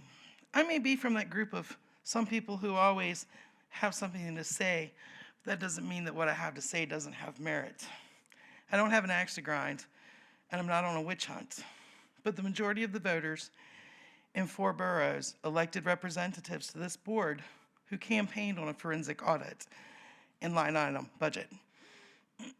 Those constituents elected those representatives specifically because we want to see exactly how our tax dollars are being spent. Why do we want to see an in-depth or a forensic audit? Because you keep telling us that we don't need it. That makes us wonder. Not really, but there is a lack of transparency that makes reasonable people wonder. For instance, rumors are rampant about the embezzlement at Lakeland High School, multiple thousands of dollars from the athletic department. A full review or a forensic audit would finally put those rumors to rest, and you wouldn't be sitting here going, why are people still bringing this up? Purchase cards are another example. FOIA responses reveal that y'all don't know exactly how many purchase cards you have. How can you have a balanced budget if you don't know how many purchase cards are out? Another example in the purchase card, February's bills, more than $1,000 were spent on parking passes for Nansemond River High School, but the students pay a parking fee. So where's the reconciliation of those parking fees with over $1,000 paid for parking passes? But a better question is, why are parking passes being bought from Amazon? Why aren't you using a local print shop, supporting local businesses? Does the district have tax-exempt accounts at Home Depot or Lowe's? If so, why are purchase cards being used for purchases at Home Depot and Lowe's. You should have a tax exempt account. Somebody should be able to go and get what they need from the hardware store. We all know, even the best laid plans, you're gonna have something at the last minute that you gotta go to the hardware store to get. But why is that going on a purchase card? Why isn't it going on an account that the school maintains with those businesses? Finally, average citizens aren't masters in accounting, but we do have to manage our own personal budgets, and we must know where we are spending our money. It's not a witch hunt, nor do we have an axe to grind, but simply this board has a fiduciary responsibility to the citizens of Suffolk. Thank you. There are no more speakers, Madam Chair. Okay, there being no further public speakers on agenda topics, we're moving down to the consent agenda for approval. Is there a motion?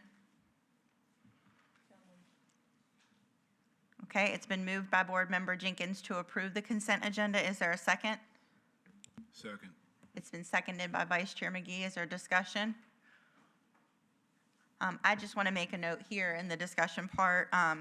I believe I shared this with the board, but to speak publicly, we don't have bills and payroll on this meeting due to spring break and not completing all of the bills and payroll for last month with the break in the middle of the month. There being no further discussion, we're ready to vote. Board members, please vote. Board Member Dr. Brittingham? Yes. Board Member Fields? Yes. Board Member Jenkins? Yes. Board Member Riddick? Yes. Board Member Slinglove? Yes. Vice Chair McGee? Yes. Board Chair Howell? Yes. Motion passed. Thank you. I yield the floor to Dr. Gordon. Thank you, Madam Chair. I'm going to call to the podium Mr. Ricky Ely, our new Coordinator of Student Services. Mr. Ely currently serves as an Assistant Principal at Lakeland High School. He earned a Bachelor of Science degree from Virginia State University and a Master of Education degree from Cambridge College. Mr. Ely is going to fill the role previously held by our long-term SPS employee, Mr. Randy Boone. Big shoes to fill, but we are very confident that Mr. Ely will do a tremendous job. Mr. Ely, give you an opportunity to introduce yourself to the board as well as any family members that you may have here. Good evening. As Dr. Gordon said, my name is Ricky Ely. I'm a native of Suffolk and a product of Suffolk Public Schools. I'd just like to say to Board Chair, Vice Chair, and to Dr. Gordon, thank you for the opportunity to serve in this role. It is definitely a role that has been really prominent in this school system and in this community. To follow in Mr. Boone's shoes will be a great opportunity for me. And I thank you again, and I thank the interview committee for giving me the opportunity, and I look forward to starting. Thank you. Thank you.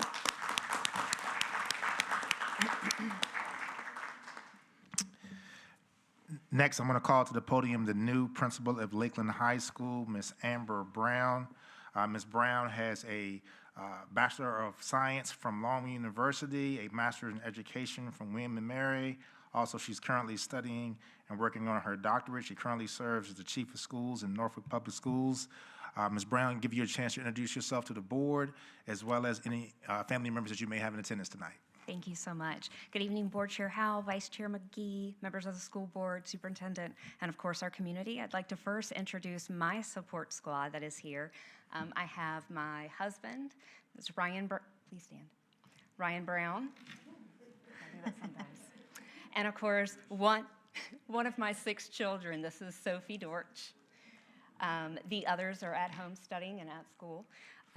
Getting ready. So I just want to say that it is with profound gratitude and immense excitement that I stand before you tonight to be introduced as a new principal of Lakeland High School, home of the Cavaliers. I'm excited. So thank you for entrusting me with the honor and the privilege of leading and serving our students and our staff and our families of Lakeland. I step into this role with a clear and passionate vision to inspire excellence in every student, in every classroom, every day. So those who work with me know that I believe in the power of connection, and I'm really looking forward to working with our students. I know Lakeland is a family, and I am looking forward to joining that family. So thank you for this incredible opportunity. I'm proud to be a Cavalier, and I can't wait to continue our legacy of excellence the Cavalier way. Thank you.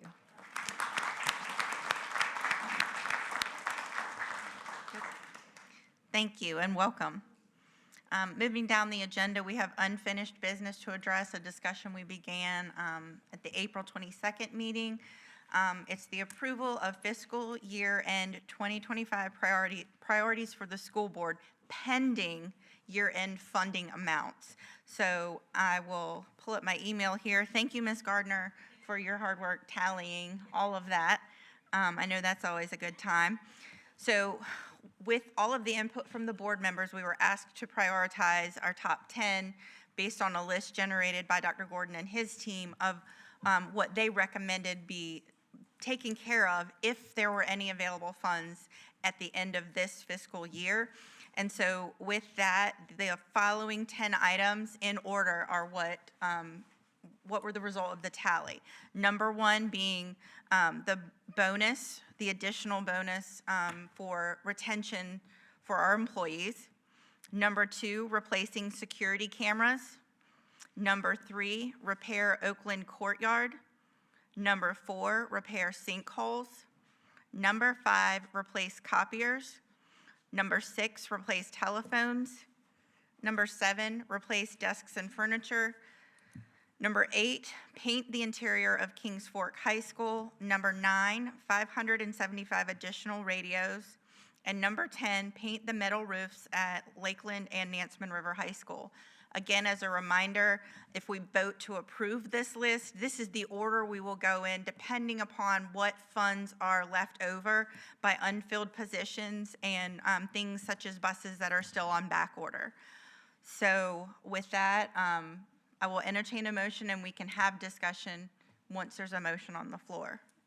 Is there a motion to approve this list?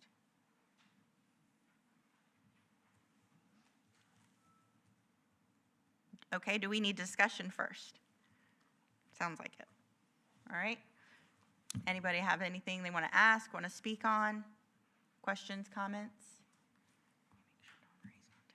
I have a question. Yes, ma'am, Board Member Jenkins. I'm trying to remember how you read it. Was it the cameras up there at all? What number? Yes. Okay. what Number one was bonus, number two was replace security cameras. I Okay. can go through it one more time because I I just probably wanted to was make reading sure that fast. Okay, so bonus, security cameras. Number three, repair Oakland Courtyard. Number four, repair sinkholes. Number five, replace copiers. Number six, replace telephones. Number seven, replace desks and furniture. Number eight, paint the interior of Kings Fork High School. Number nine, 575 additional radios. And number 10, paint the metal roofs at Lakeland and Nansemond River.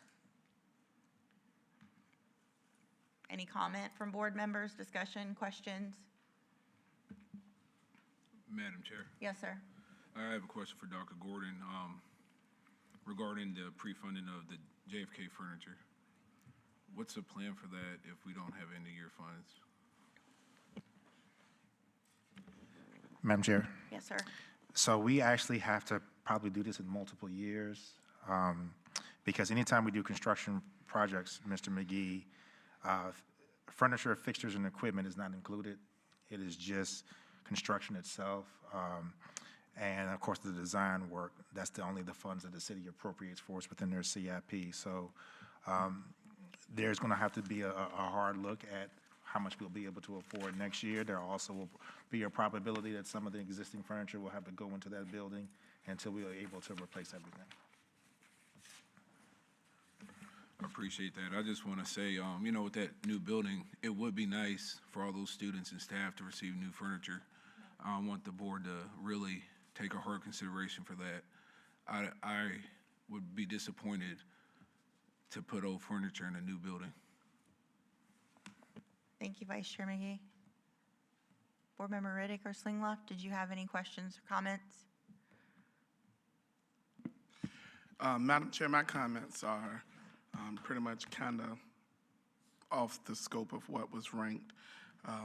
When I went back and I thought about the situation, and I understand, I was completely at the bottom, I thought about immediate challenges that our school system is facing, such as parent pickup, parent drop-off, Kilby Shores, some other schools that kind of have it spilling out into main roadways that is a safety risk.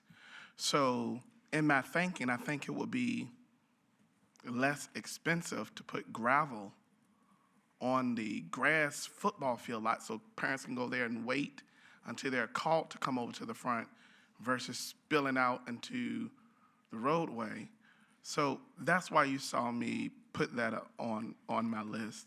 I do understand it's ideal that we want to put new furniture inside of JFK, and I agree with that. I know old furniture is going inside of that building.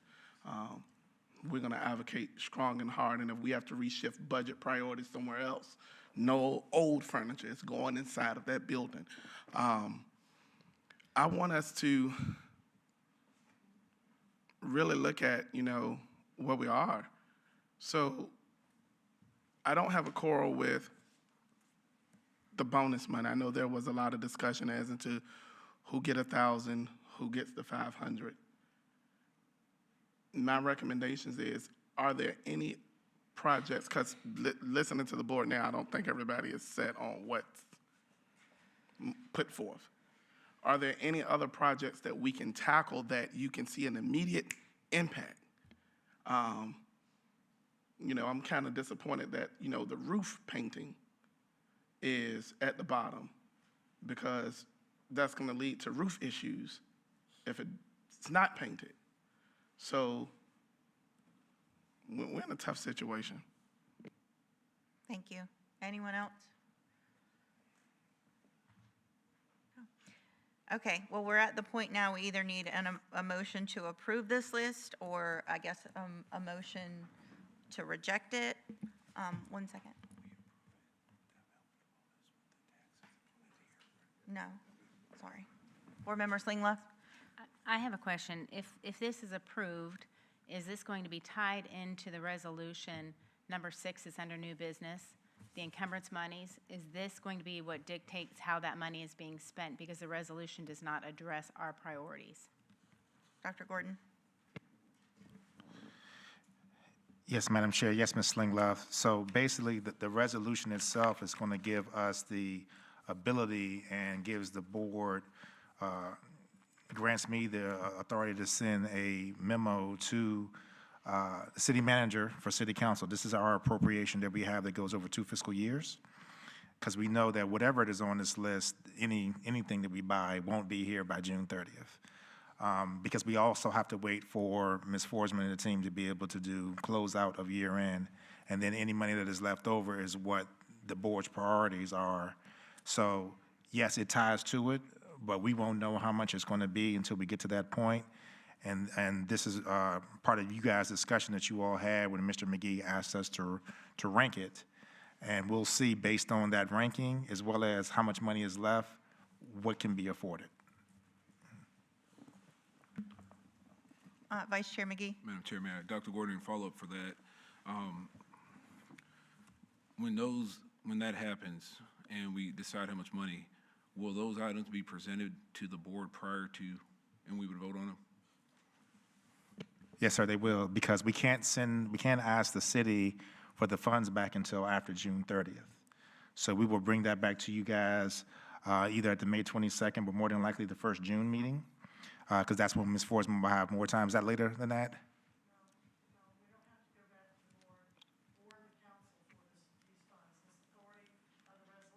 Yeah, come to the podium real quick.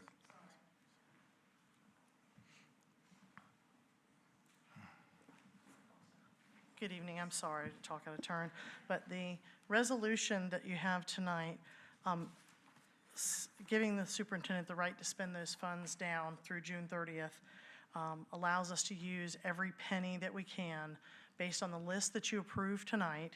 And the very last paragraph before the end of this resolution that you're looking at later tonight says, as approved by the school board. So the list that you approved tonight that you're looking at right now, if you approve that and this resolution is approved, then that list becomes part of this resolution, and those are the items in your order that will happen at year end. If there are any funds left at year end, which rarely there are, then what happens is we do have to take those to the city and ask for them back. For instance, if you'll remember that we had some buses that we ordered that didn't come in a little over a year ago, and we had to go back to them and ask for that to be reappropriated so that when those buses came in the next fiscal year, That's the kind of stuff we have to go back to them with. But for this particular purposes, you're authorizing the superintendent to spend down anything that's left. And I do want to remind you, I don't even know that number until after June 18th. So, Mr. McGee, I want to add to and thank you for that, Ms. Forsman. I want to add to Ms. Forsman's answer because I think maybe I misconstrued what you were saying. So after you guys tell us that these are going to be the priority order, you're basically telling us that right now, as long as we have the money, we can spend it all down to June 30th. However, we know that based on some of the things that you guys put on here, what I'm going to have to bring back to you all is anything that won't be spent by June 30th. That's the part of the memo that goes to City Council. So we would bring that back to you all. Was that as an informational item because of this vote? But we'll bring that back to you all so you all will know exactly what goes to the city manager and then what goes to City Council, because they will have to reappropriate that money back to us. And we will describe in detail, like we've had playground equipment that we purchased before that you all gave us permission to spend down, but it didn't come. So it was already encumbered, right? So that's the part that we would then go to City Council, probably it's usually July or August or so, that we go to City Council and say, we have $250,000 that is encumbered because we've already ordered this. And this is exactly what it is and what school is going to. So I hope that answers your question. It does, Dr. Gordon, and thank you for, giving us an unfunded list. And, for next year, I think that would make this a lot more successful would be a board discussion during a meeting. And I know Board Member Fields, she's really foot stomp that collaboration piece. And it's hard to collaborate when we have to deal with FOIA amongst board members. And I know we all gave our individual rack and stat, but some of my priorities didn't make the top 10, and I'm sure other board members' priorities didn't make the top 10. And without that collaboration, it's really hard to, hear other board members' concerns. So next year, if we could, even, during a work session or there's something where we could do it and have that collaboration, I think it would benefit all of us. Thank you. Thank you. 1 second. Board Member Brittingham's been waiting. Board Member Brittingham. Thank you, Board Chair Howell. So one of the things that I want to talk about, it has to do with the top priority that the board has for bonuses. In looking at the amendment that has been brought through the state, and you read through the sections and you go to section B, and it talks about that it's $1,000 bonus that is being directed to SOQ instructional positions. So if we were just taking this money that the state is giving us and we were allotting it towards the SOQ positions like the state is asking us to, we wouldn't necessarily be asking for this extra additional money because we would only be funding, because the funding is not coming out of our budget per se, it's being funded by the state for SOQ instructional positions. And so, there's another $723,000 that could be used in this list of priorities if we so choose to allocate that. If I can jump in a second and explain something. So Sure. the $1,000 in that amendment is applied to the number of SOQ positions that they deemed we should have. It doesn't apply to the number we do have. So for example, if we have 40 teacher assistants, if we have 53, but they've determined we need a minimum of 40, that's all they're giving us money for. So we do not have enough with the $1,000 per SOQ position from the state because we have determined that we need more SOQ positions than what they're minimally requiring, and they're only funding those that they're minimally requiring. So we'd still have to fill in some of that. Okay. Go ahead.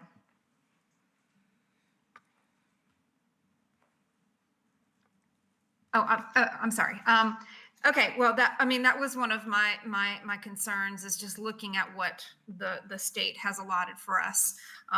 So just making sure, like we talked about the last meeting, and Dr. Gordon gave us some options on how to meet that $1,000 bonus to the best of our ability. Are we going to also discuss that tonight, or is that going to be a discussion for another time?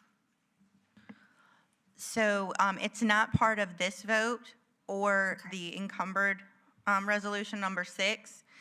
Basically, I asked of you all on April 22nd, and then again at the reminder email this past Sunday, and then again yesterday morning when this information was due, to submit your top 10 in addition to your desired tax burden that you wanted us to absorb. And only 3 board members out of 7 replied to that at all. And those 3 were not in agreement. So with that said, it falls back to the original plan because we did not have a majority consensus on how that was to be applied. So is that something that we can discuss tonight? It's not currently on the agenda as a separate item. So since we've already approved the agenda, I would say no. Okay. Thank you. Anyone else? Okay, so we have before us, we either need a motion to approve the list of priorities, a motion to reject it, or as the attorney told me, if no one makes a motion, there's no action. I'm not sure what the result of that would be. Could you speak to that, Attorney Waller? If we take no action on this, what happens? If you take no action, nothing happens. So that means that the school superintendent can't do anything because he will need direction from you in order to proceed. And so actually, even the resolution that's on the agenda tonight would have to be tabled. Okay. Because the resolution is tied to this vote. Right. Okay. Okay, folks. Madam Mr. Riddick? Chair. Yes. Is it possible if we could, and I know some may object to it, but is it possible if we can move this conversation to our second meeting in May so we can have fruitful discussion? We'll have additional time where board members can reach out to each other. I know you have done all you could do so we can move forward today, but looking at the board, I don't think the board is in a position to move full steam together. So my recommendation would be that we would table this to our second meeting in May, and board members can use that time in between now and then to engage in conversation. And like we did today with our work session, if possible, we can have a timed conversation on discussions and rank then, and we leave our second meeting in May with a ranking order.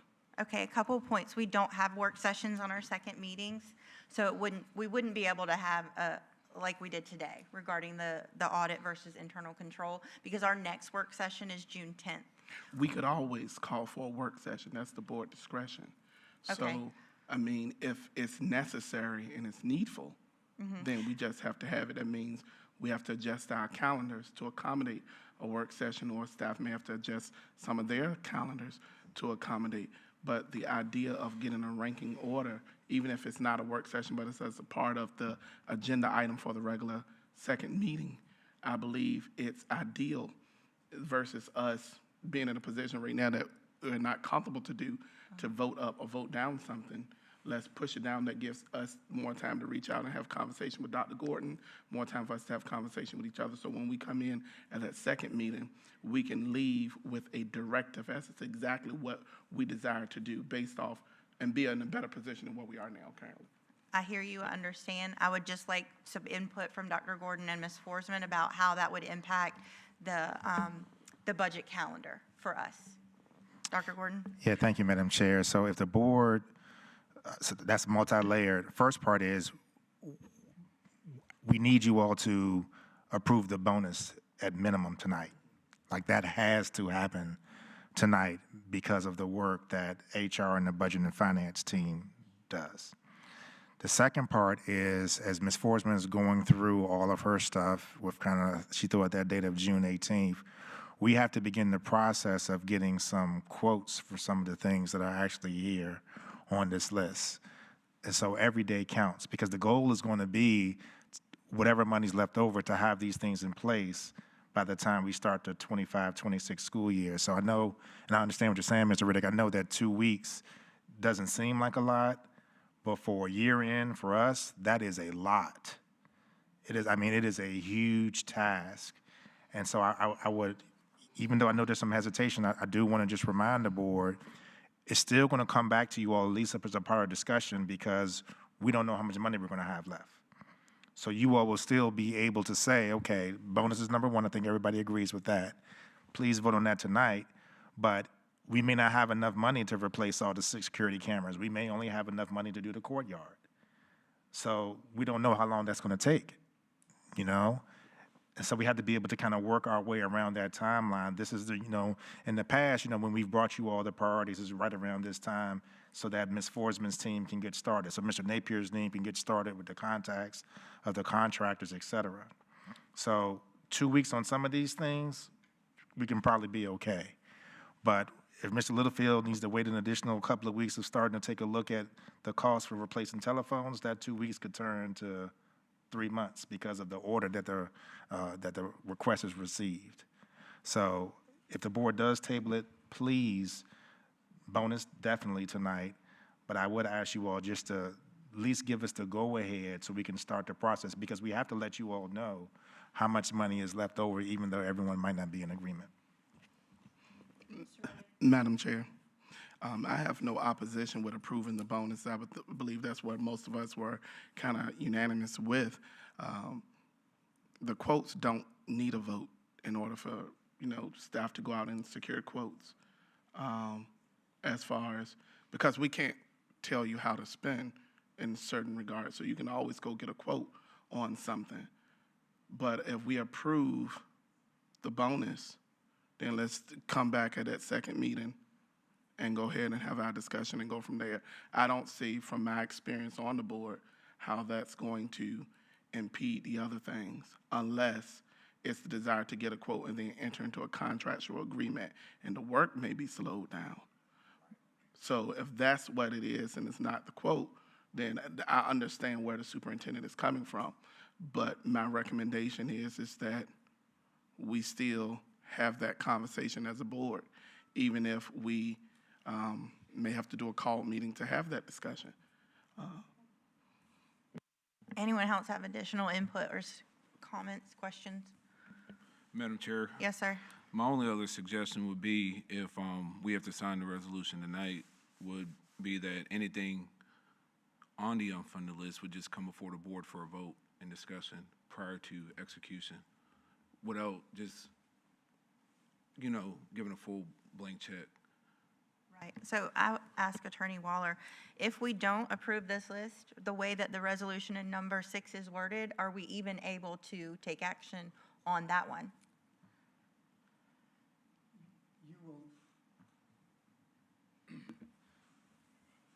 You will need to modify the resolution by striking the language towards the end, which references purchases as approved by the school board.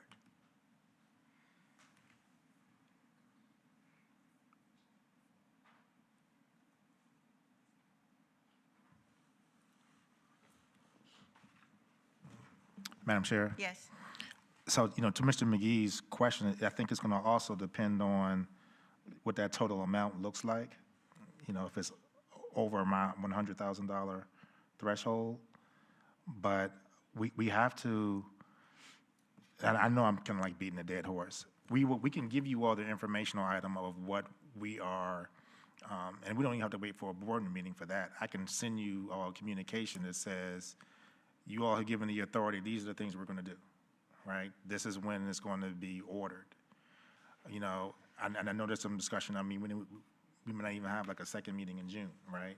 Mm-hmm. So these days are so paramount right now. And then remember, you know, this entire process is different because most of the time we bring you all here to staff recommendations.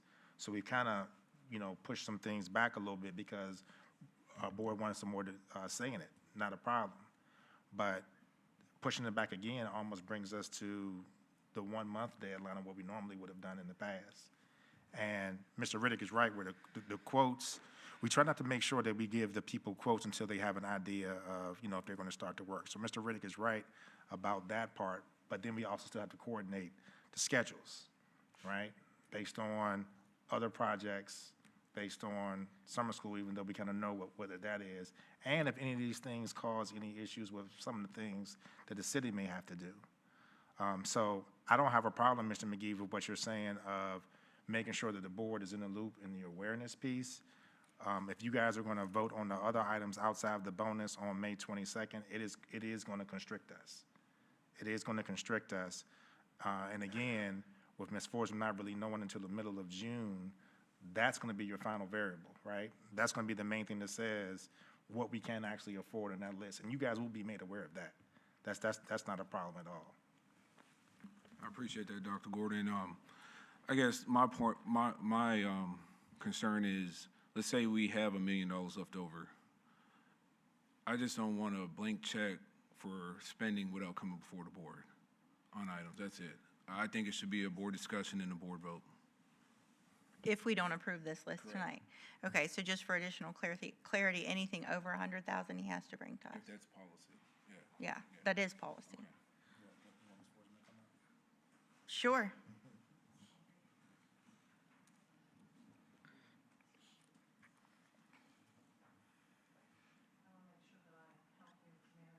Expectations.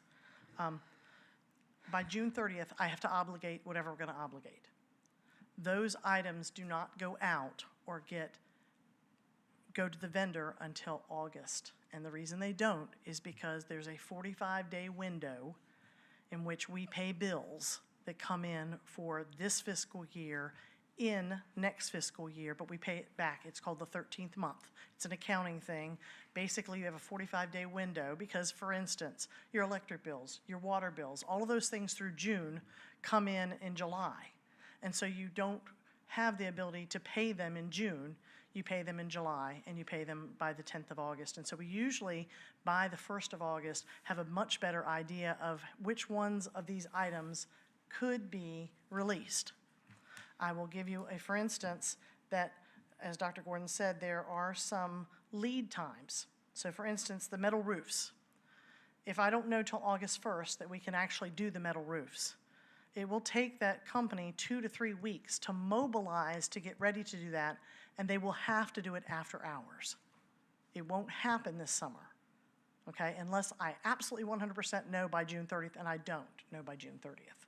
So we have to be very careful that we understand that we have to obligate by June 30th. I can't obligate 1 cent after June 30th, okay? So I obligate it, we hold it where the vendor knows it's coming and it's a possibility of it being released, and then by August 10th, everything is either released or we go back in the system and we liquidate it because it can't go out. And what's happened in the past, and the way we've done this in the past, was we gave the board in the resolution everything and anything we thought we might be able to get done with the money. The board approves the resolution allowing Dr. Gordon to encumber that money before June 30th. And then in early August, Dr. Gordon and I sit down, I show him what money we have left, and at that point is when he ranks them and tells me which ones we can send out. And quite often it changes because, for instance, we might have enough money to do one of the items but not another of the items. And so do we skip that item and come to your item? Those are the kinds of things I'm going to need help from this board because of this change in ranking. So for instance, if I can't replace the security cameras or the Oakland courtyard comes in 200,000 higher than we thought it would come in, then things change. So it's a fluid thing until it actually goes out in August. So I'll be happy to do it any way you want, but I need you to understand kind of how the flow of this goes. Thank you. Board Member Brittingham has a question, so I'm going to allow her to chime in. Okay. Thank you, Board Chair Howell. So I have a question about the encumbered funds really quick. So if we do not encumber the funds by June 30th, then those funds have to go back to the city. That is correct? Correct. So if they go back to the city, can we not ask the city to give those back to us? We can. There have been years they've refused, and there have been years that they have done what we've asked. But you run that risk when you give it back to them. When we know we have needs, we know we have many needs that are unfunded. And so therefore, that's why we've done it this way in the past, because we felt like there's so many needs that we have. Why would we give money back and take the chance that they won't give it to us? And in many, many years past, back in 2014 and 2011, those years when I first got here, we were giving money back to the city for the CIP, and it was not going there. So that's when we decided way back then that, wait, we've got so many needs, there's no need to try to do that. We could do this a different way. And that's why we've come to this board with a resolution every year detailing out what we'd like to do, getting your approval to allow us to do that, and then in August making those decisions when we have the final number.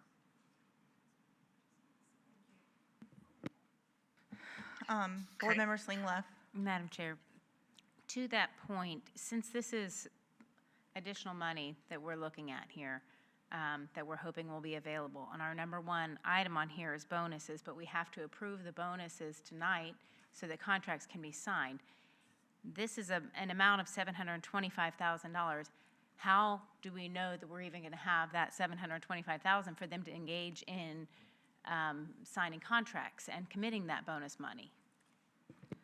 Well, I wouldn't have recommended it if I wasn't comfortable that I felt like we would have at least that amount of money. I watch, and I have what's called a burn rate that I watch every single month that shows me how much we've spent, how much is left, what's encumbered, if there are changes to revenue, if there are changes to encumbrances, if something hasn't been paid. I watch it very carefully. And some years, we've had about $320,000 left at year end. Other years, we've had a couple of million left at year end. What I recommended to this board initially, you have to know I'm a conservative. Everything that I recommended to this board for this bonus was a number I strongly feel like we will have at year end. Now, this other stuff, I couldn't tell you if we're going to have enough to do any of it. But I don't want to hamstring us and say we're not going to have the money, and then we have money because something didn't happen, or we get extra money here or there for other things. Maybe something can't happen that's out there and we have to liquidate that encumbrance. That frees up money. I don't know that until June, the end of June, when I've talked to every single department and scrubbed through that list again. Once that happens, then hopefully I'll have the money for this. And again, this is all hopefully. I will not know the state's final money until after the 18th of June. Did you have a question, Mr. Riddick? I have a point that I'd like to make. So, based off of what our expert has just given us, I don't see an issue with us approving the bonuses tonight, and we take this matter back up at our second meeting in May so we can have a fruitful discussion. Because as she just stated and reiterated many times, we can't do anything right now. We don't know what we have. And most of the work may not begin until August. So 2 weeks. Mr. Riddick, I just need a motion. I move to approve the bonuses as recommended, and we table all of the other items to our second meeting in the month of May 2025. Okay, the motion has been made to approve the bonuses as originally recommended and table the remaining rank order priority list until the May 22nd meeting. It's been seconded by Board Member Jenkins. Is there any other discussion? Madam Chair. Yes, I just ma'am. will make one comment. My only hesitancy is not about giving bonuses, but if we're talking about money that's hypothetical that we're hoping is going to be left in the kitty, I appreciate the fact that we're pretty confident there's enough for bonuses. But when I look at this list, I'm very unsettled with the fact that we don't know if there will be $100,000 to repair the drainage that is currently causing water to flood in Oakland Elementary. And we don't know if there's going to be $439,000 to replace security cameras that are at the end of their life. Things like this are copiers that our teachers need, that our schools need. So it's hard for me a little bit, and I will be honest, and I've had this discussion with a few other board members. I want to give bonuses to everyone within the school division. I want to see that.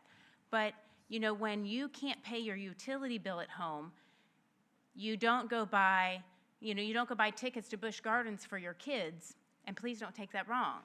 I'm saying priorities. I think that without knowing how much money we're going to have left over, I'm concerned where are we going to find the money for some of these things that do directly impact our kids and our schools. So it's a little bit of a wrestle because I want to give bonuses to all employees. I understand that the amendment, the House bill has said that we're going to give SOQ money to, we're going to give money to the SOQ instructional staff. I understand that that doesn't cover everything. I don't know what the difference would be for the remaining SOQ instructional staff. I don't know what that number is, but to give a bonus across the board when I feel like we have needs here that are urgent for the safety of our children, it's a little alarming. So I just had to express that because I'm not 100% comfortable with the process that we're taking. Okay, thank you. No further comments? We're ready to vote. Board members, please vote. Board Member Dr. Brittingham? Yes. I'm sorry. Yes. Board Member Fields? Yes. Board Member Jenkins? Yes. Board Member Riddick? Yes. Board Member Slinglove? Yes. Vice Chair McGee? Yes. Board Chair Howell? Yes. Motion passed. Moving on to new business, the first item is the vote to approve the cost of Cherry Beckert attending the June 12th meeting. For our work session, we had this discussion during our work session, and so now I just simply need a motion to approve it or not to approve it. Madam Chair, I move to approve it. Second. The motion to approve the cost of Cherry Beckert attending our June 12th work session has been made by Vice Chair McGee, seconded by Board Member Riddick. Any further discussion? Madam Chair, for Yes. transparency purposes, could you state the amount Yes. of them? Do you want it recorded in the motion, or do you just want me to say it in the public for those who missed the work session? I mean, either way, it's going to be recorded in the minutes. Okay, so the cost of having Cherry Beckert attend our June 12th work session, if they attend virtually only, would be $2,500 for them to contribute 3 hours of their time. That's an hour for the work session, and then additional time allotted for research in advance of them coming to us, and then follow up with the questions we have at the end of the work session. Should they come in person, we would also have to accommodate their travel and accommodations, not to exceed a total of $4,000, which would be $1,500 additional dollars to the $2,500 originally dedicated just for their actual consult. Any further discussion? Yes, Madam Chair, we do have that funding in the school board budget, correct? We do. Okay. We have remaining balance for our own travel and training this year. Anything else? Seems we're ready for a vote. Board members, please vote. Board Member Dr. Brittingham? Yes. Board Member Fields? No. I'm sorry. She said no. No. No, okay. Board Member Jenkins? No. Board Member Riddick? Yes.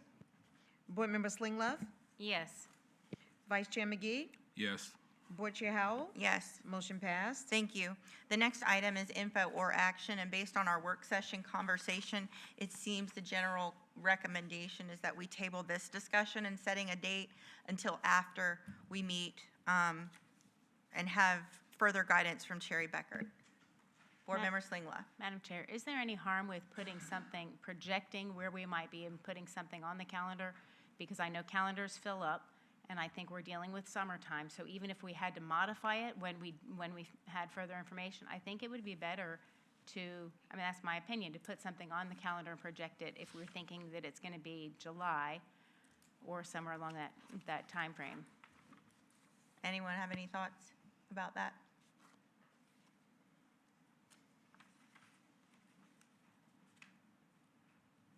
Madam Chair. Yes. I agree with Board Member Slingoff. Calendars do fill up very quickly, and if we as a board are going to try and coordinate a town hall, it might behoove us to go ahead and at least throw some dates out there, presumably that we would meet or want to meet in July sometime. Mr. Riddick? Madam Chair, my recommendation is that we hold off on putting dates out, because you don't want to confuse the public with too many dates when you're not definite that you're going to take action, or here on this date, and you have a lot of people who build their schedules around a particular date, and then at that time, we're not ready. So, and for the lack of better terms, we'll put ourselves in a situation as the boy who cried wolf we're gonna meet, we're gonna have a town hall, then it doesn't happen. So I say we just slow it down, get the information, see if we want to move in that route or direction. And then if a town hall is warranted, we move forward at that time. So is there a motion on the floor regarding this topic? Okay, there being none, no action is taken, correct, Attorney Waller? That's correct. Okay. Number 3,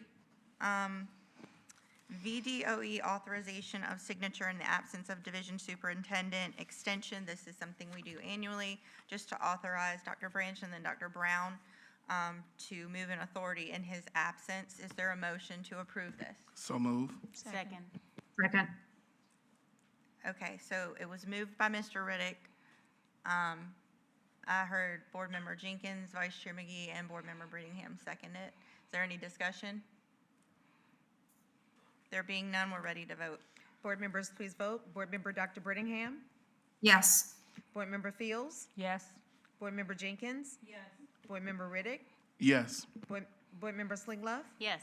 Vice Chair McGee? Yes. Board Chair Howell? Yes. Motion passed. Thank you. Number 4, Resolution 24/25-24, a resolution approving the terms and conditions of a deed of easement between the School Board of the City of Suffolk and the City of Suffolk, Virginia, pertains to the easement at our operations facility. Is there a motion to approve this resolution? So moved. Second.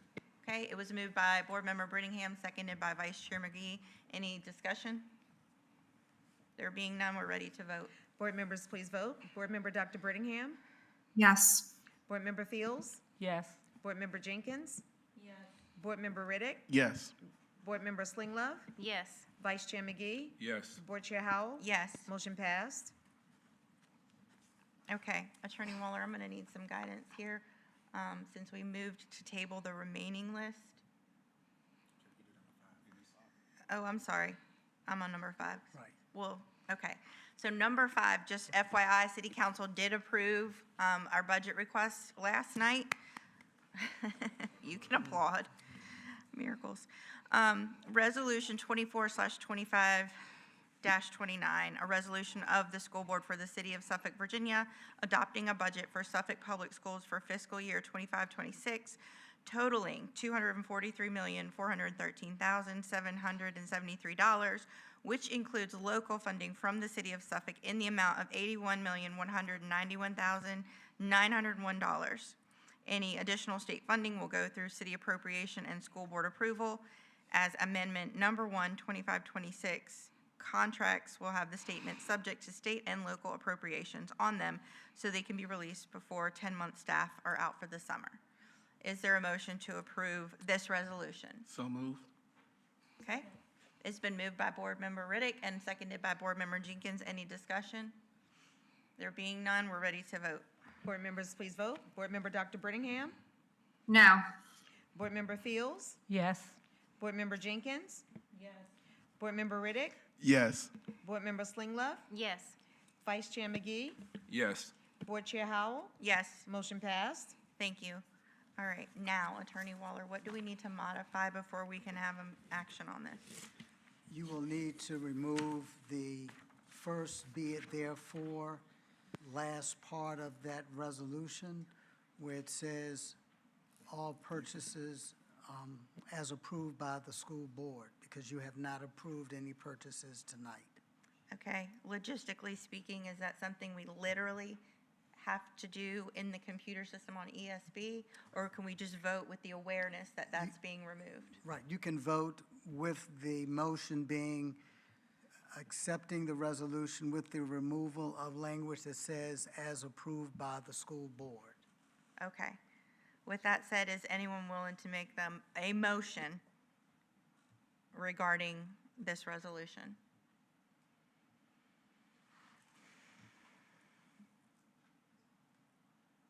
Okay, let's have some discussion then if we could, just to, it is an action item. Madam So- Chair. Yes, ma'am. Ms. Forsman may have already addressed this, but I just want to, for clarification purposes, since we are putting the rest of our items, our priorities out till the next meeting, I think, to discuss it further, I would like to request that this be tabled potentially. Can this be tabled to the next meeting so we take care of our priorities and then vote for the encumbrance so it remains as is with our priorities adjusted? It can be tabled if there's a motion to do so. Yes. So with that, Madam Chair, I move that we table resolution 20, which one are we on? 2425-27 to our next meeting. Is there a second? Second. Okay. Board Member Slingluff moved to table this item to May 22nd, and I believe Board Member Slingluff seconded it. Is there any further discussion? That's what I meant. Madam Chair, I just want to make sure that this priority list will be, I know that there was discussion whether we'd have a work session, that it was moved to the next meeting, so we won't be tabling this again. Okay, so what did we vote on in number, what did we vote on in the unfinished business? Did we vote to approve the bonus, tabling the rest of it to May 22nd, or did we vote to approve the bonus and tabling the meeting until a called meeting? Okay, so then that's what we're doing. Okay, so are we clear on that? So we're tabling this to May 22nd, just along with the priority list. Any further discussion? Board Member Jenkins. I just want to quickly say, when we are tasked to, from you or whoever, to read things, submit things, that we do that in a timely manner so we can be prepared when we come to our meetings, because I know Mr. Riddick, myself, and others, we go to Dr. Gordon and we ask questions before the meeting, so, and then we can talk about it. So I'm just, to be good stewards on what we're doing, make sure that we read and we respond to our emails. Yes, ma'am, I understand. I think the goal in tabling the list itself is for us to talk to each other and have a little bit more general consensus about the order of things, but I know that plenty of prompts were sent out to read and respond to these items. All right, no further discussion. We're ready to vote on tabling it to May 22nd. Board members, please vote. Board Member Dr. Brittingham? Yes. Board Member Fields? Yes. Board Member Jenkins? Yes. Board Member Riddick? Yes. Board Member Slingluff? Yes. Vice Chair McGee? Yes. Board Chair Howell? Yes. Motion passed. Thank you. Item number 7 is basically a wordy resolution that says we're going to adjust our calendar so that Friday, May 23rd is a non-workday for school employees and a non-instructional day for students. That is the Friday before Memorial Day weekend. Is there a motion on this item? So moved. Second. Okay, the motion was made by Board Member Jenkins first and seconded by Vice Chair McGee. Any discussion? Madam Chair, Yes. I just want to publicly thank Board Member Jenkins for all the work you did in the background to prioritize this, and to allow our teachers to know she took the lead on this and having conversations with the superintendent. So thank you. Okay, any further discussion? We're ready to vote. Board members, please vote. Board Member Dr. Brittingham? Yes. Board Member Fields? Yes. Board Member Jenkins? Yes. Board Member Riddick? Yes. Board Member Slingluff? Yes. Vice Chair McGee? Yes. Board Chair Jenkins? I'm sorry, Board Chair Howell? Yes. Motion passed. Thank you. All right, item number 8 is a report from Board Member Jenkins, who chaired our Special Citizen Advisory Committee, Review Committee. So she's going to present her information now.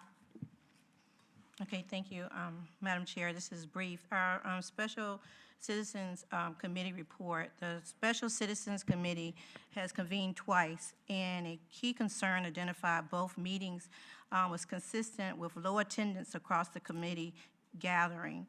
To address this issue, it is recommended that Suffolk Public Schools utilize every available communication platform to promote and advertise individual committee meetings moving forward. During our most recent meeting, which was held in the consensus was among attendees that a survey should be developed and distributed to all committee chairs and members. And with the help of Board Member Brittingham, we have developed some questions, and so now we just have to put it into the format of the survey once the board committee reviews them.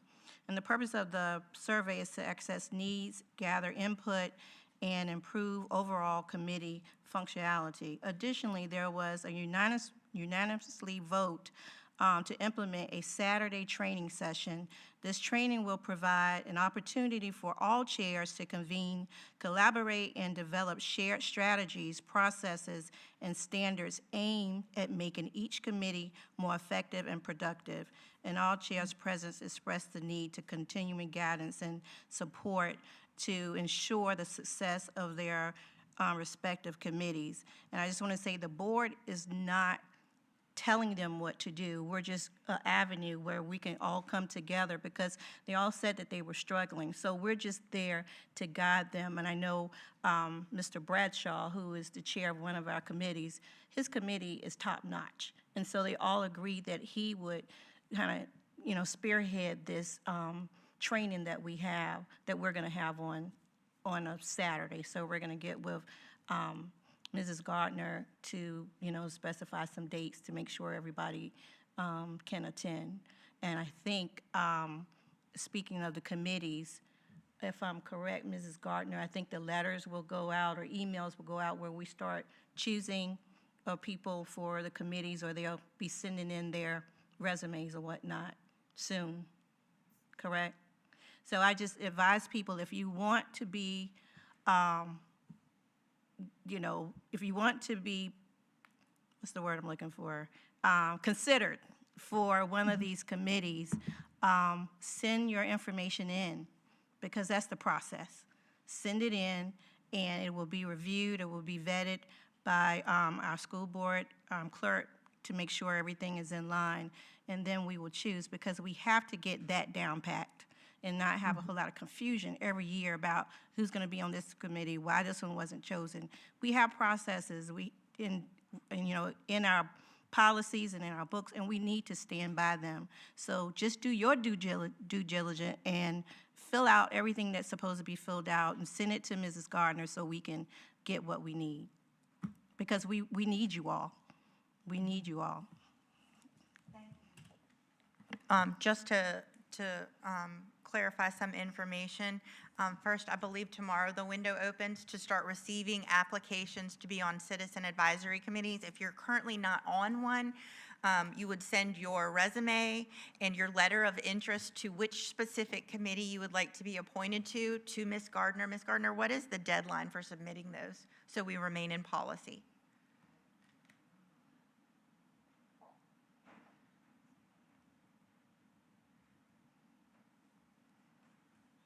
I apologize. You keep looking, I'll keep talking.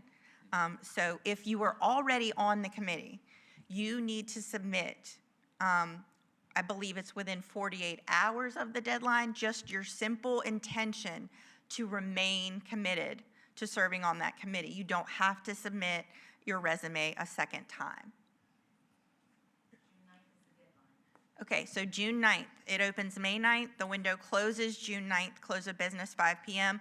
In that window, if you want to be considered for a participant on our citizen advisory committees, please send your letter of interest and your resume to Ms. Gardner's email, which is posted on the website, and I bet you everybody in the city of Suffolk has it by now. Get that in by June 9th by 5 p.m. We have a policy in place now that we will be appointing Citizen Advisory Committee members at the June meeting, so we are locked in on that date. If you're on it and you want to remain on it, then you need to get your letter or your email of interest only to Ms. Gardner no later than 5 p.m. on June 7th. Regarding the training, Ms. Jenkins, and the survey, or I guess Attorney Waller, is there any further action the board needs to take to continue the work of this committee, since originally it was to conclude April 25th?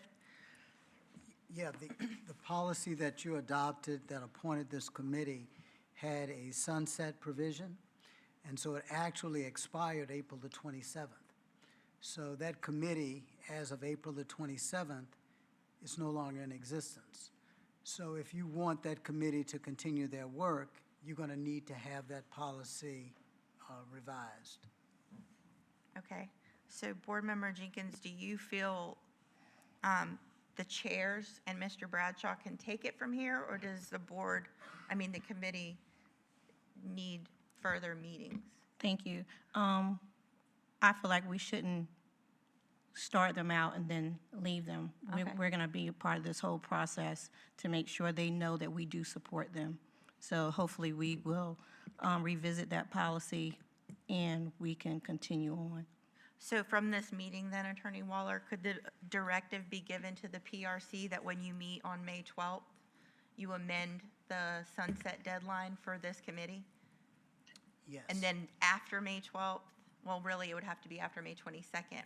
Once the board approves for the committee to continue, then they can schedule subsequent meetings?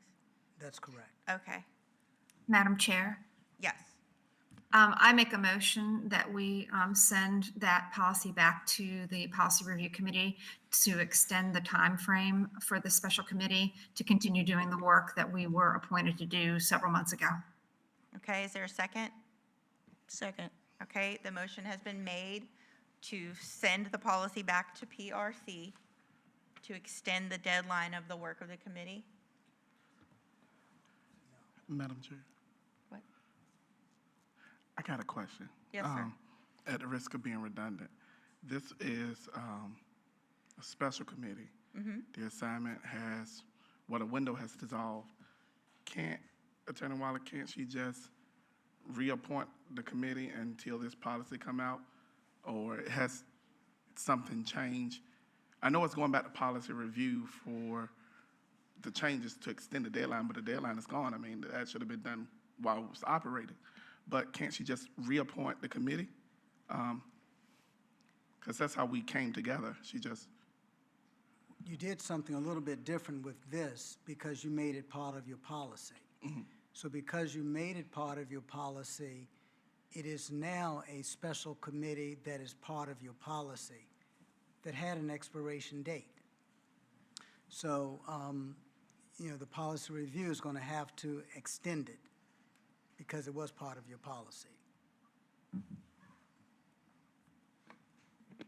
I got you. I have additional questions, but I'll just call and inquire about that.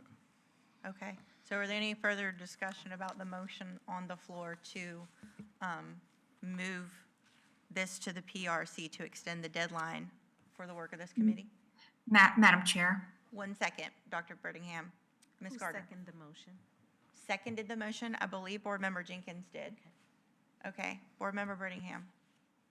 So if this was initially something that was appointed by the chair and has been codified in policy, could we not suspend our policy tonight that requires us to give a notice to put something on the agenda and go ahead and extend this committee tonight without having to wait on policy review, and then allow them to rewrite the policy to extend us? Attorney Waller. Certainly, you could suspend the policy altogether.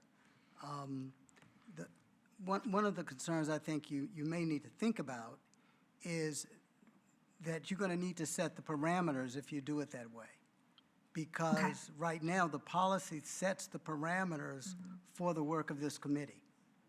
So if we suspend the policy, we're suspending the committee itself, correct? You're suspending the committee, you are suspending the actual workings of that committee, and then you're going to have to decide exactly what that committee will be doing. So we're starting over. Hold on, now no. the I motion- think you Basically, yes. misunderstood what I was asking. I'm not asking you to suspend the current special committee. I'm asking you to suspend the policy that would require that we have this motion on the agenda tonight, set that aside temporarily so that we can make a motion tonight to extend this committee and then send it to policy review to codify it. What I was saying is that once you suspend the policy, then what will be the responsibilities of the committee? Because right now, the responsibilities of the committee are set forth in your policy. So we can't just suspend the date in the policy. You can suspend the policy as a whole, which then suspends the committee, or we can do as you just recommended and made a motion to send this back to PRC for you all, for them to extend the deadline of the work of this committee. And that's the motion that's on the floor. Is everybody ready to vote? Mr. Riddick? I see it differently here. I see as Board Member Brittingham is relaying it. And we did this last meeting where we didn't suspend the full policy. There was a suspension of a particular part of the policy. From my understanding, and we have not spoken, but I'm listening to what you're saying, what I'm gleaming that you're intending to say is suspend the deadline portion, keep the parameters that's in place so the committee can continue to move forward while policy review committees still address this at their next meeting, which will be the Monday before our second meeting. So that way the work can still continue. That's what I'm taking she means. Yes, sir. That's exactly what I mean. Thank you. So Attorney Waller, is it possible to suspend only a portion of a policy and not the entire policy itself?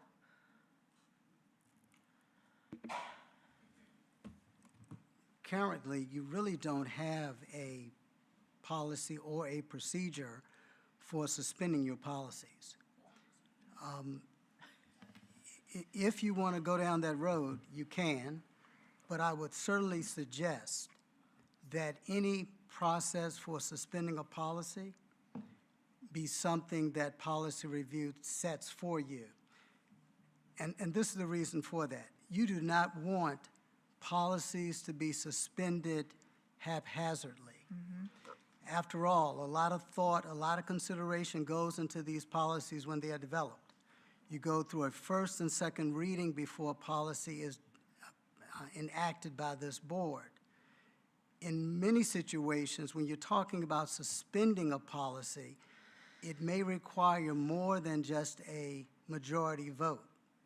In many situations, you're looking at maybe having a 2/3 vote in order to suspend the policy. So, like I said, you can certainly go down that road, but I would not advise that that be your practice. Committee Chair Jenkins, can I ask, if we proceed as what's on the floor and it's sent to PRC, when is the next committee meeting? The 19th? It's the 12th. 12th, that's what I thought. So if it's the 12th, then it can certainly be added to the agenda for May 22nd. Do you see it being a hindrance to the work of your special committee if the deadline isn't adjusted formally until May 22nd, thereby making it May 23rd before you can really meet again? Is that a problem? No. So with the motion on the table, I feel like we need to go ahead and vote on that. It's already on the table. If it fails, then we can pursue another option. So right now, the motion on the table is to send the Special Advisory Committee policy, Special Review Committee, back to the Policy Review Committee on May 12th to extend the deadline to be approved on May 22nd. I think we're ready to vote, whether we want to do that or not. Board members, please vote. Board Member Dr. Brittingham? Yes. Board Member Fields? Yes. Board Member Jenkins? Yes. Board Member Riddick? Attorney Waller, I have some unreadiness here. Well, we have to continue the vote. The vote is in motion. But So it's a yes or no or abstain. And if you abstain, feel free to share why, per your policy suggestion.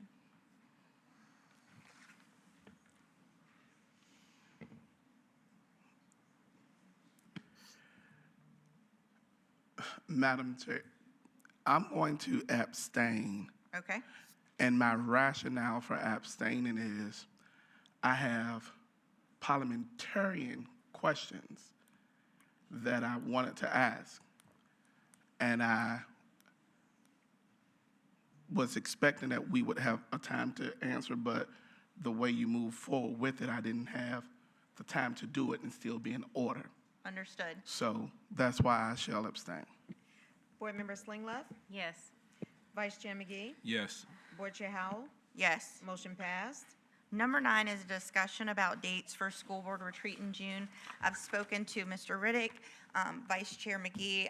Just for clarity, I sent out a lengthy email almost a month ago asking each individual board member to contact me individually about 2 items specifically, one being preferences for our board retreat, and the other one was something unrelated to that. So with that said, I heard from Mr. Riddick, Board Member Brittingham, essentially just about everyone, but I did extend the invitation to everyone. And from that feedback and those discussions, the suggestion was made that we have a June retreat that is board only to discuss our strategic plan goals and the basic structure of them, and then to look into the company we've contracted with before under Mr. Riddick's tenure as chair, to have like further remediation practices. This would not involve Dr. Gordon or require his staff to be present. And then the suggestion was further made that we have a more official retreat in October when all SOL scores and data are finalized from the state. And that would be a more honing, if we need to, of goals. And those would involve reports from the superintendent and his staff. So with that idea in mind, these discussions that I've had with individual board members that communicated with me, potential dates in June for a board retreat would only be focused on those 2 topics. I can tell you that I already know of 2 board members and the superintendent, if I recall, will be absent the 4th week of June when we would have our second meeting. So my suggestion is that we collaborate through, I'll collaborate with Ms. Gardner and then shoot some dates out to you all for the 1st week in June and the 3rd week, because we already have a board meeting the 2nd week, and the 4th week, several people are already out of town. So that's kind of off the table from my vantage point. I welcome further discussion or input. That's just how I've narrowed it down based on all these discussions. Anybody else have any other thoughts, ideas, suggestions for dates about a June retreat? Okay, seems like there's none, so I will work with Ms. Gardner to drum up some dates and locations and then have her communicate that to you all to pull your availability. Number 10. Number 10 is information only. As I suggested way back in January, I hope that you have read over this, processed it, drummed up your questions to bring to the table tonight, so that when this is an action item on the agenda, whenever that may be, we're ready to vote. So is there any discussion right now about number 10? That is the proposed changes to our policy dealing with transgender students. No comments, no questions? Okay, I'll just reiterate again, with no additional feedback, the practice would be that this be an action item on May 22nd.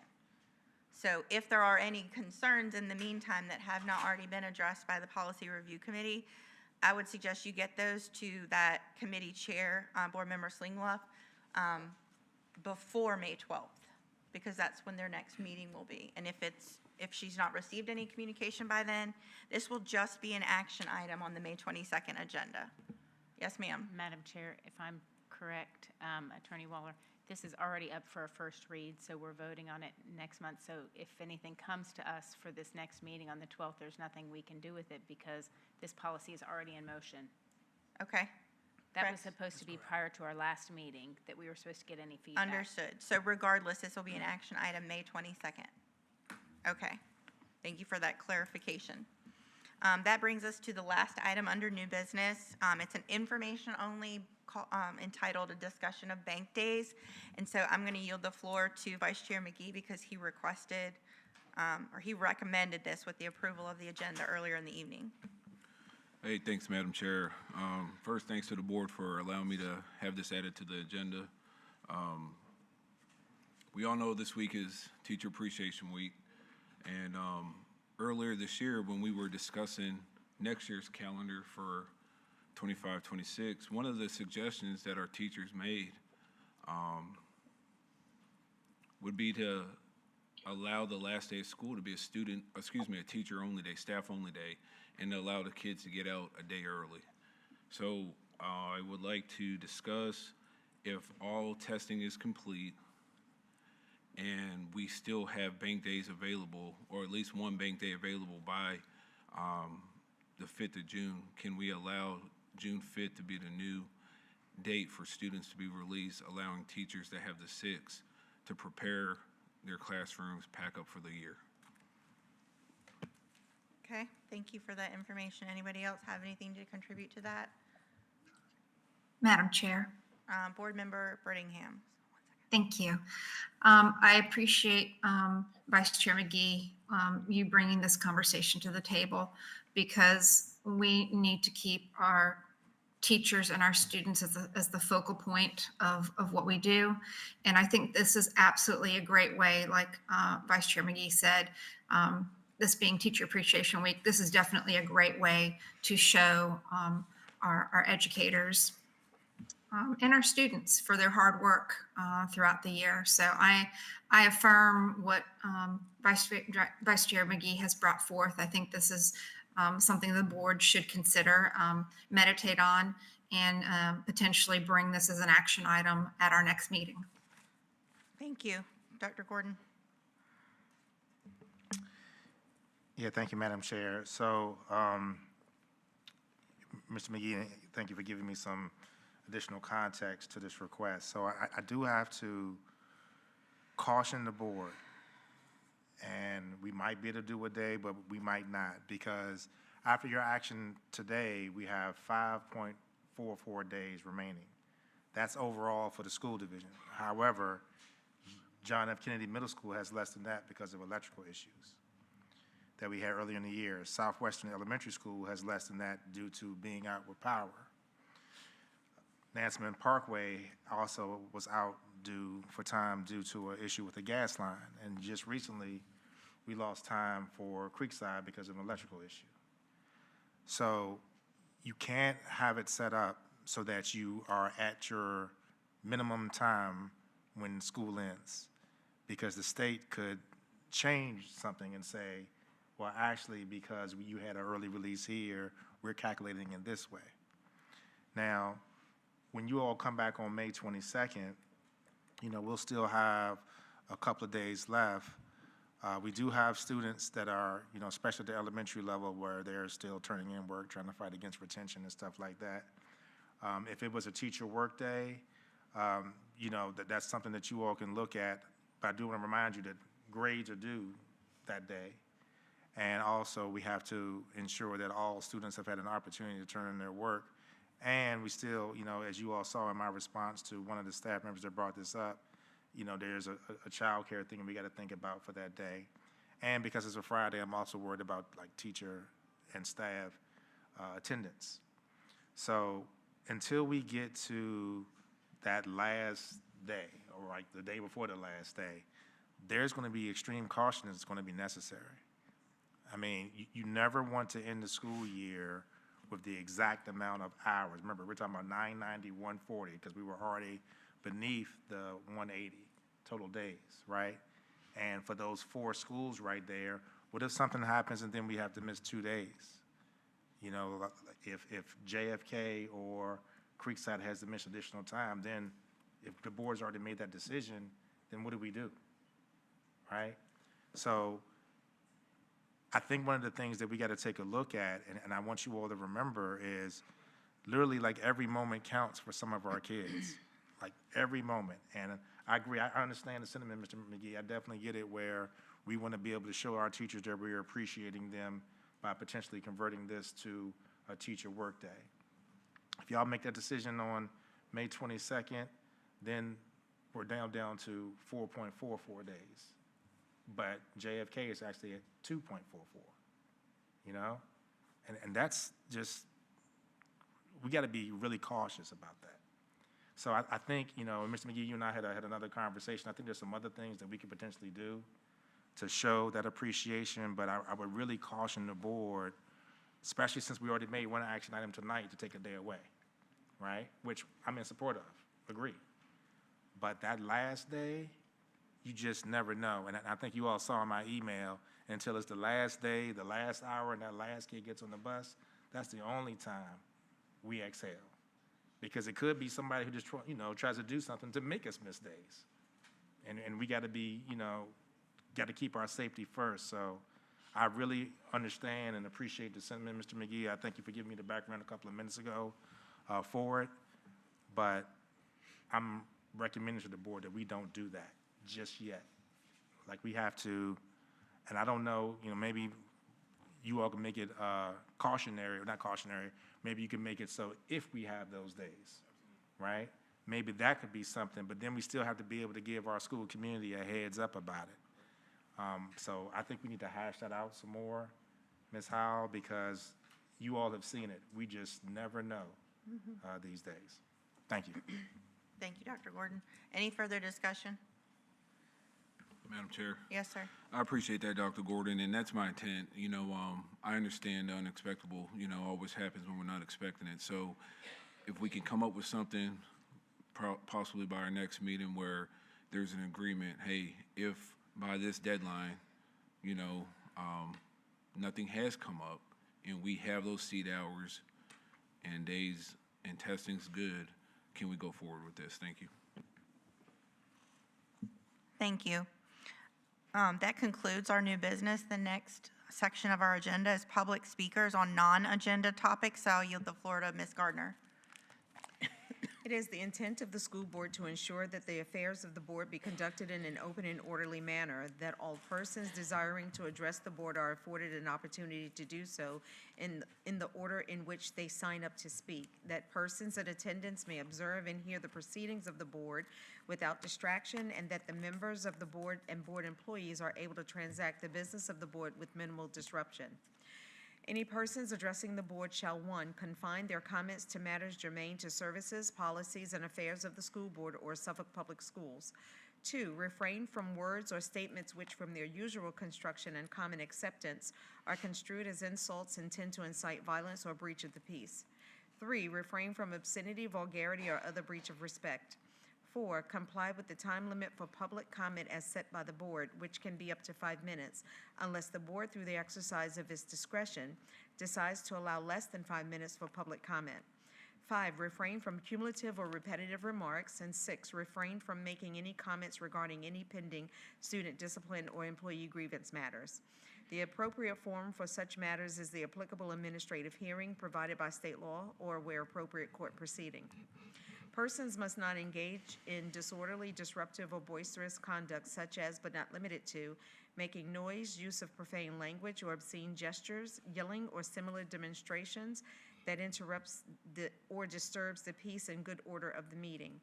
Persons addressing the board may deliver to the board or its clerk written materials including reports, statements, exhibits, letters, or signed petitions, and may also make use of any chart or graph during their verbal presentation. The school board welcomes comments from the public as appropriate. Board members will listen to public comment but will not comment, deliberate, or take action on them. The school board chair may direct the superintendent to investigate items and report back to the school board at a subsequent meeting.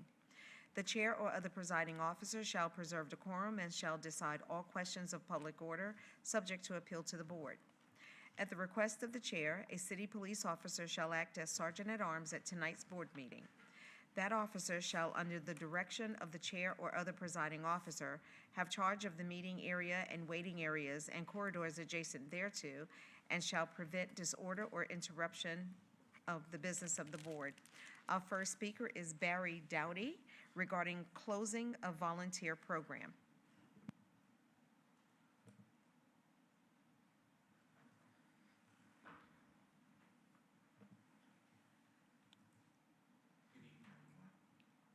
My name is Barry Dowdy. I'm the president of the Upsilon Xi Sigma chapter of Phi Beta Sigma Fraternity Incorporated.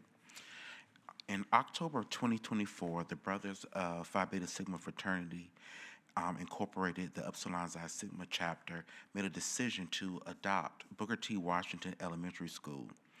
After meeting formally with the school in December, the brothers, including myself, entered the building.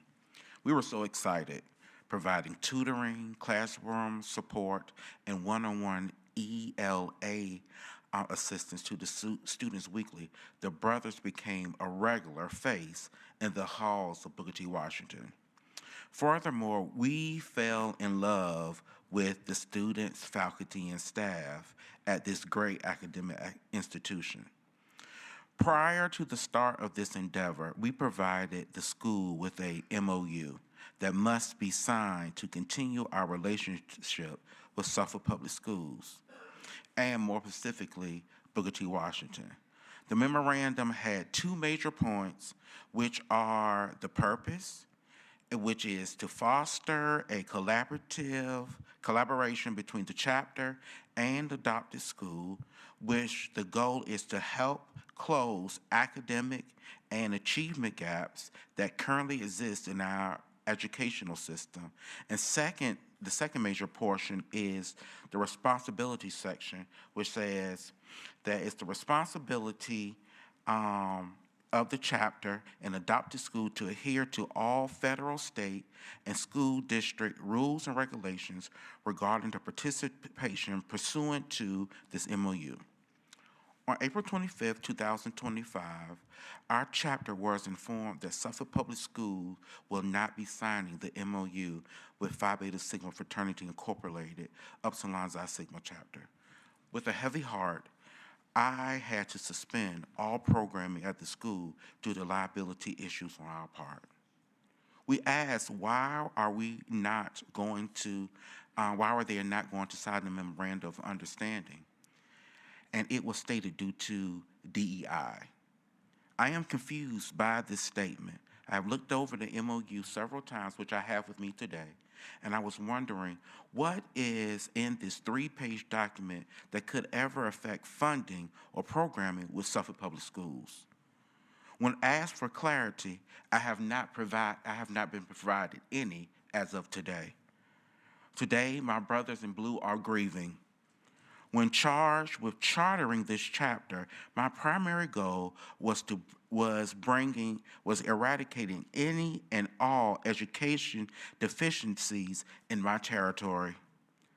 This is what we are doing. Moreover, to lose a free, vital mentorship program that provides academic powerhouses like a retired English professor with a PhD and a legal research and writing professor as myself, and a consistent presence on a daily basis.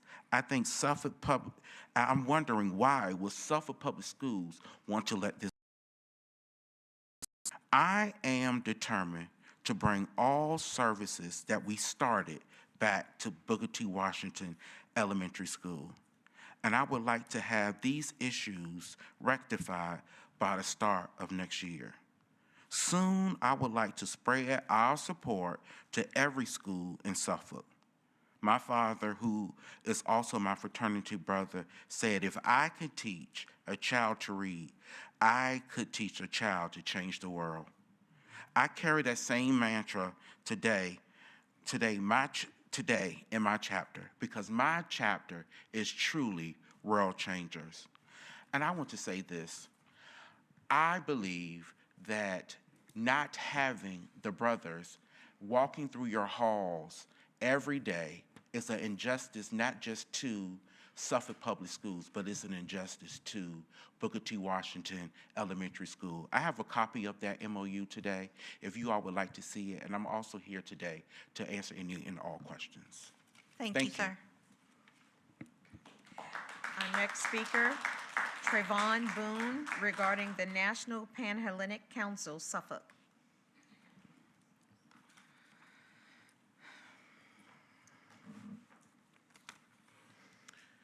Good evening, Chair, Superintendent, and esteemed members of the Suffolk Public School Board.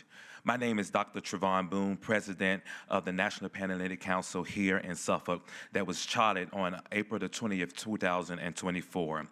We come before you not with a request, but with an offer of partnership, support, and a shared commitment to the future of our children and our community. The National Panhellenic Council, often referred to as the NPHC, is the collaborative umbrella organization for the Divine Nine, the 9 historically Black Greek letter organizations. These fraternities and sororities have a long-standing tradition of leadership, service, and scholarship dating back over a century. Here in Suffolk, we are proud to say that we are 9 chapters strong, each with active, engaged members who live and serve right here in our city. While we each have our own identities and initiatives, we are united by one mission: to uplift and empower the communities that we serve. In today's climate, where education is often politicized and our students, teachers, and administrators face immense challenges, it is more important than ever that organizations like ours stand shoulder to shoulder with our public schools. We recognize the increasing needs of our youth: mentorship, exposure to leadership opportunities, cultural affirmation, and positive role models. The Divine Nine has a deep legacy of producing educators, civil rights leaders, and public servants. We want to continue that legacy by directly supporting Suffolk Public Schools, whether it's through mentorship programs, scholarships, reading initiatives, or volunteer efforts. Our goal is to be an asset to you, not just in word, but in action. We envision a partnership where our council works collaboratively with district leadership and align our service efforts with the more pressing needs of your schools. Whether it's supporting student achievement, helping to close equity gaps, or simply being visible positive influences in our schools, we're here and ready. Unity, collaboration, service, these are not just words in our mission. They are foundation of who we are. At this time, I'm going to ask the members of the National Panhellenic Council here in Suffolk to stand with me. In closing, we thank you for the hard work and dedication you give our children, and we hope that tonight marks the beginning of an even stronger relationship between Suffolk Public Schools and the National Panhellenic Council of Suffolk, Virginia. Thank you, and we look forward to building with you. Thank you, sir. Are there additional speakers? There are no more speakers, Madam Okay. Chair. There being no further public speakers, we move on to business by board members. I would encourage you to set a goal for yourself to limit your comments to roughly 3 minutes out of respect for our staff and the community who are here past the intended hour. I'm going to begin with Board Member Brittingham so that she can sign off. Thank you, Madam Chair. I first want to again congratulate Kings Fork High School graduates that came tonight, our honor grads, and their families. Parents, what a wonderful job you have done. You have amazing students, and I'm just so excited. But I want to take an opportunity to thank the high school teachers, the middle school teachers, and the elementary teachers that contributed to these students coming to the point that they are now ready to graduate. It took a huge team effort, and I'm just so proud of all these students that came forward and all the different fields that they're going into. Some of them are going into vocational fields. Some of them are going in the military. It was really wonderful and encouraging to see the success coming out of our graduates from Kings Fork High School. The other thing I want to do is just take a minute and just thank the board for allowing me to join virtually, and to thank you for a productive evening. We had a lot of really good discussions. I know that we don't always agree on everything, but the more of the discussions that we have in public, the more transparency and accountability we bring to this process. And so I'm proud to be able to say that I sit on this board and that I work with some wonderful board members and the superintendent. And the discussions that we had, I think, are fruitful discussions. And with that, I will say good night to you. Thank you. Thank you. Board Member Slingleff, are you prepared for share comments? Well, I'll make them very brief. Again, I want to congratulate Kings Fork High School, and I want to echo what my colleague, Dr. Brittingham, said for all the staff that's here, all the staff that was here with the students tonight, and those that will view this later. I really want to thank the staff, particularly I'll focus this evening on Kings Fork High School for encouraging and standing alongside and enabling these students to be successful, because as we've heard tonight from our non-agenda speakers, that it takes a village. It takes all of us contributing in the community as well as in the schools parents, teachers, staff, board members alike. And so we are really all one team, and our goal is to see these kids in the city of Suffolk succeed. So I want to thank everyone that played a part and that has played a part in that and continues to play a part in that, because you are valued, you are seen, and we are grateful for you. And I would like to thank my board member and fellow board members as well. I appreciate the collaboration, and I think that we're making strides, so even in our differences, and I'm grateful for that. Thank you and have a good evening. Thank you, Board Member Slingloff. Board Member Reddick. I was hoping I would be last so I can kind I of can come calm back to down. you if you'd Yes, like. ma'am. Okay. Board Member Fields, are you prepared to offer comments? First, I would like to, again, express my excitement for the students, the honor grads from Kings Fork Middle School, high school. The number 10.2 million in scholarships is still kind of floating around in my head. They have really gotten all that they can get from Suffolk Public Schools, and now they're ready to move out, and that's really exciting. I just hope that they will spread out and let their talents be seen. And I encourage their parents to just continue to push them, to continue to help them to make the right choices, to go down the right paths. I appreciate Mr. Berry and Dr. Boone for your comments, for your willingness to work with our students in our school system. I look at you and I think some of the students in the school that, particularly the school that you're working with, may not even some of those students may not even get a chance to be around positive role models such as yourselves. So please continue your push to get into those schools, because what you're doing really is making a difference. It's probably just as important as the academics that they're getting. Just being around them is making a difference. So thank you very much for what you're doing. I like to say, regarding teacher appreciation, I have a whole spiel here, but I'm not going to go through it because you want to go quickly. I'd just like to say thank you to the teachers of Suffolk Public School. Thank you for everything that you do to help students to achieve. In my experience as a teacher for 25 years, it was when I showed the students unconditional love, without judgment, regardless of their behaviors or their academic strength and abilities. When I showed them that unconditional love, that's when they were able to be inspired to learn. So I just want to say thank you, teachers, for all that you're doing, for every positive impression that you're leaving with the students with. Continue doing what you're doing. We see you. We're working on your behalf. We're trying to get you the compensation that you would appreciate. It's not going to happen overnight. It's probably not going to be all that you would like, but it's an ongoing effort. So please continue to do what you're doing.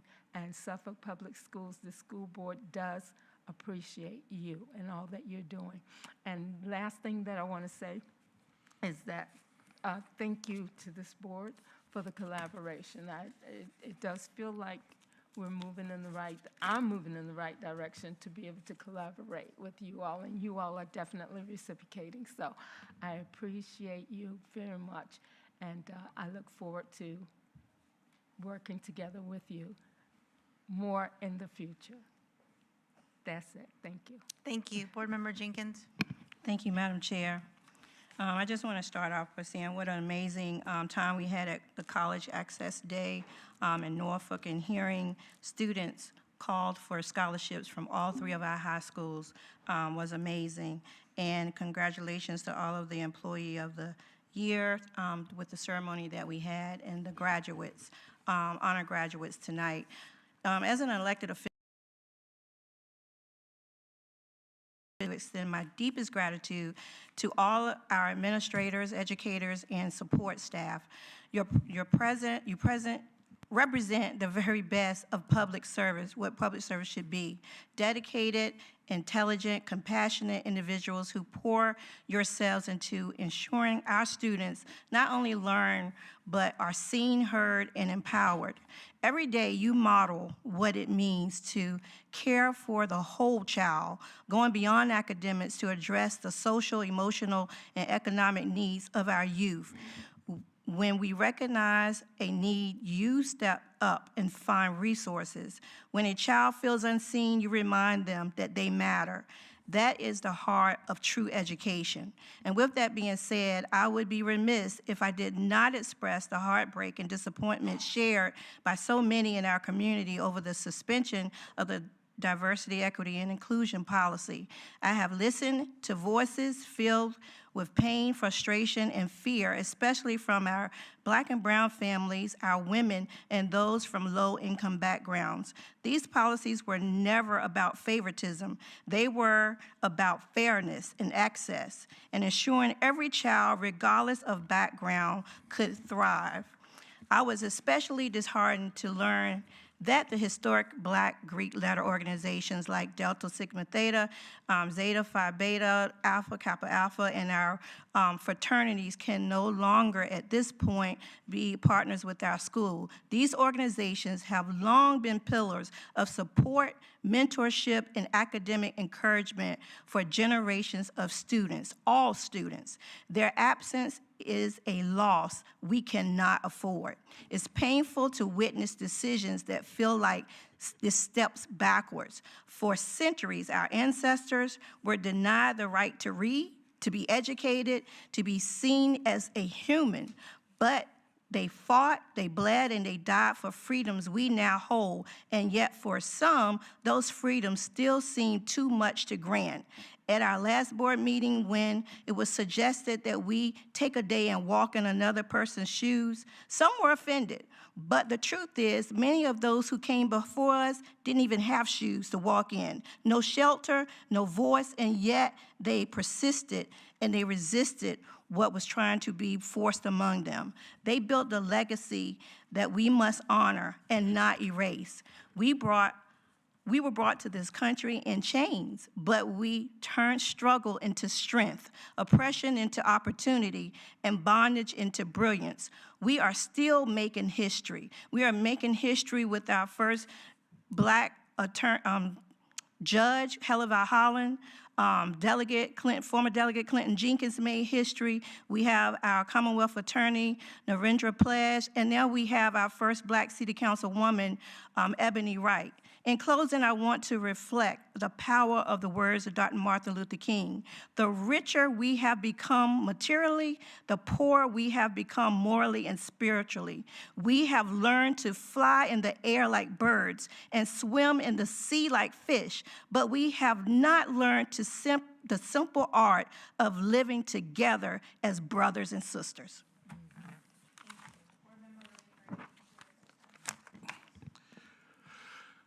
First and foremost, I want to say thank you to all of the residents of the historic Suffolk Borough for always giving me an opportunity to serve you, for entrusting in me that I will be your voice here at this school board meeting, even in times where sometimes we may not align, but we have a respect that we say what we got to say, we look at the facts, and we keep moving. I'm going to be straightforward.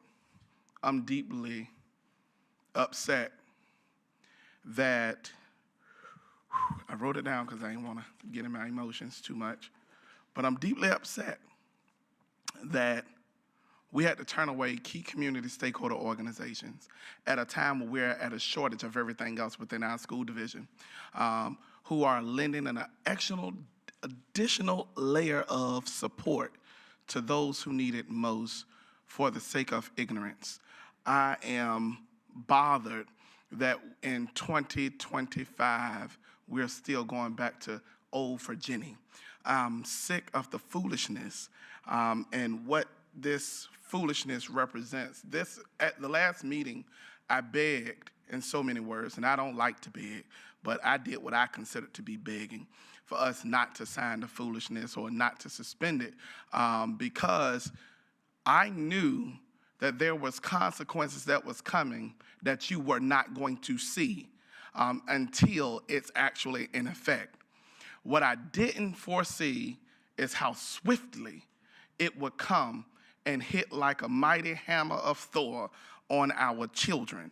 As a teacher, I can tell you, because it's Teacher Appreciation Day, all those, thank you, Lord, as it's Teacher Appreciation Week, when you're in the classroom with 20 plus students and you're expected to do small group and targeted instruction and all of this going on, plus be a psychiatrist, therapist, doctor, counselor, referee, bodyguard, security, all of this other good stuff on top of day-to-day academic stuff as far as staying with pace and being able to make sure your testing and things are done and that you're ready and the kids are ready for this SOL that they're taking now. You are super excited when you have a volunteer to come in and able to take out the student that you really want to give additional time to, but you don't have the time within the 7 to 8 hour school day to give the laser targeted focused instruction that you want to help the child succeed, not because the child is black, not because the child is Asian, not because the child is woman, but because we are in the business of educating children. Because a lot of people use it as a mantra but don't understand what it means. Our children are not our future. They are our today. We are educating our future doctors who will be operating on us and taking care of us today. So when we made that decision to remove equity out of fear from someone who didn't understand what equity is, to lose $10 million, but we can shift $1 million to remodel a building and all this other stuff that I'm hearing people talk about now that you want. I mean, we are here to educate. That's our purpose. So, let me go back. Stick to my notes, my 3 points, and sit down. All right. So, it bothers me. It bothers me because a lot of the students who are impacted, I serve 370 plus of them. And when you have an organization coming and saying, hey, we want to be involved, but I'm assuming they're going to get the same response that one of the other organizations got as well, you can't because of fear of DEI infringement. Who's going to volunteer from the dais, or who's going to volunteer from those who support to come in and help our students? Who's going to pitch in? Because let's be clear, no one is really busting down the doors to come in inner city schools. Private schools don't have to deal with diversity, equity, and inclusion because if you can afford it, you can go there. If you can't, you can't. If you misbehave, they can put you out, period. We have to be the place for every child. And it bothers me. I know you said 3 minutes, but I'm going to take the time. Some of them left. I'm going to be done in 2 more minutes. Give me 2 more minutes now. 2 more minutes. Watch. Wait, women, 2 more minutes. I'm excited to announce I got some good news. I'm excited to announce it on Wednesday, May 14th from 6:30 to 8:30. Please come out and join me at Kings Fork High School and see a return on your investment, to see our Kings Fork High School Gospel Choir bring down the house. No pun intended, but I am one of the honorees that night. That was a program we started over 16 years ago. The next point that I do want to point out is I'm super excited for Kings Fork High School, class of 2025. You're talking about 392 graduates, 135 undergraduates, and to date, those students receive over 930 college acceptance letters. I also want to shout out Lakeland High School course program for an outstanding core performance that they did tonight. Unfortunately, I couldn't make it, and my staff and my friends that was in the room said it was an outstanding job. Those students rocked the house. That's a return on our investment, and I'm going to stop there. Lastly, it is Teachers Appreciation Week. I encourage everyone to go and thank a teacher. Buy a teacher a lunch. Even if tomorrow's Friday, you got all next week, because there's never enough we can do to support our teachers. Our teachers are in the trenches, not just our teachers, our substitute teachers, our TAs who often stand in the place for our teachers. Y'all, it is hard sitting in a classroom in this day and time because you got both people on different sides of the spectrum trying to dictate education, and they're all using the facade that we're doing it for what's been the best interest of the children. And then when you listen to what they're really saying, nobody knows what they're talking about. At the end of the day, we got to push our children. Thank you, Madam Chair. I'm going to stop there. Keep sweet and enjoy your night. I'm going to be short. First, I want to thank all our teachers out there. It is Teacher Appreciation Week. You guys are the backbone of our, of the schools and for our students. I also want to thank our board for great collaboration tonight. Dr. Gordon, thank you. Thank your staff for coming out, answering our questions. And lastly, Mr. Dowdy and Dr. Boone, thank you guys for bringing your organizations out speaking. I would like a copy of that MOU, please, prior to leaving, and for us to exchange our contact information. Thanks. Thank you, Vice Chair McGee. With that, I will yield my time back to the staff and the community, and I look forward to the next meeting on May 22nd. You all have a safe evening. This meeting is adjourned.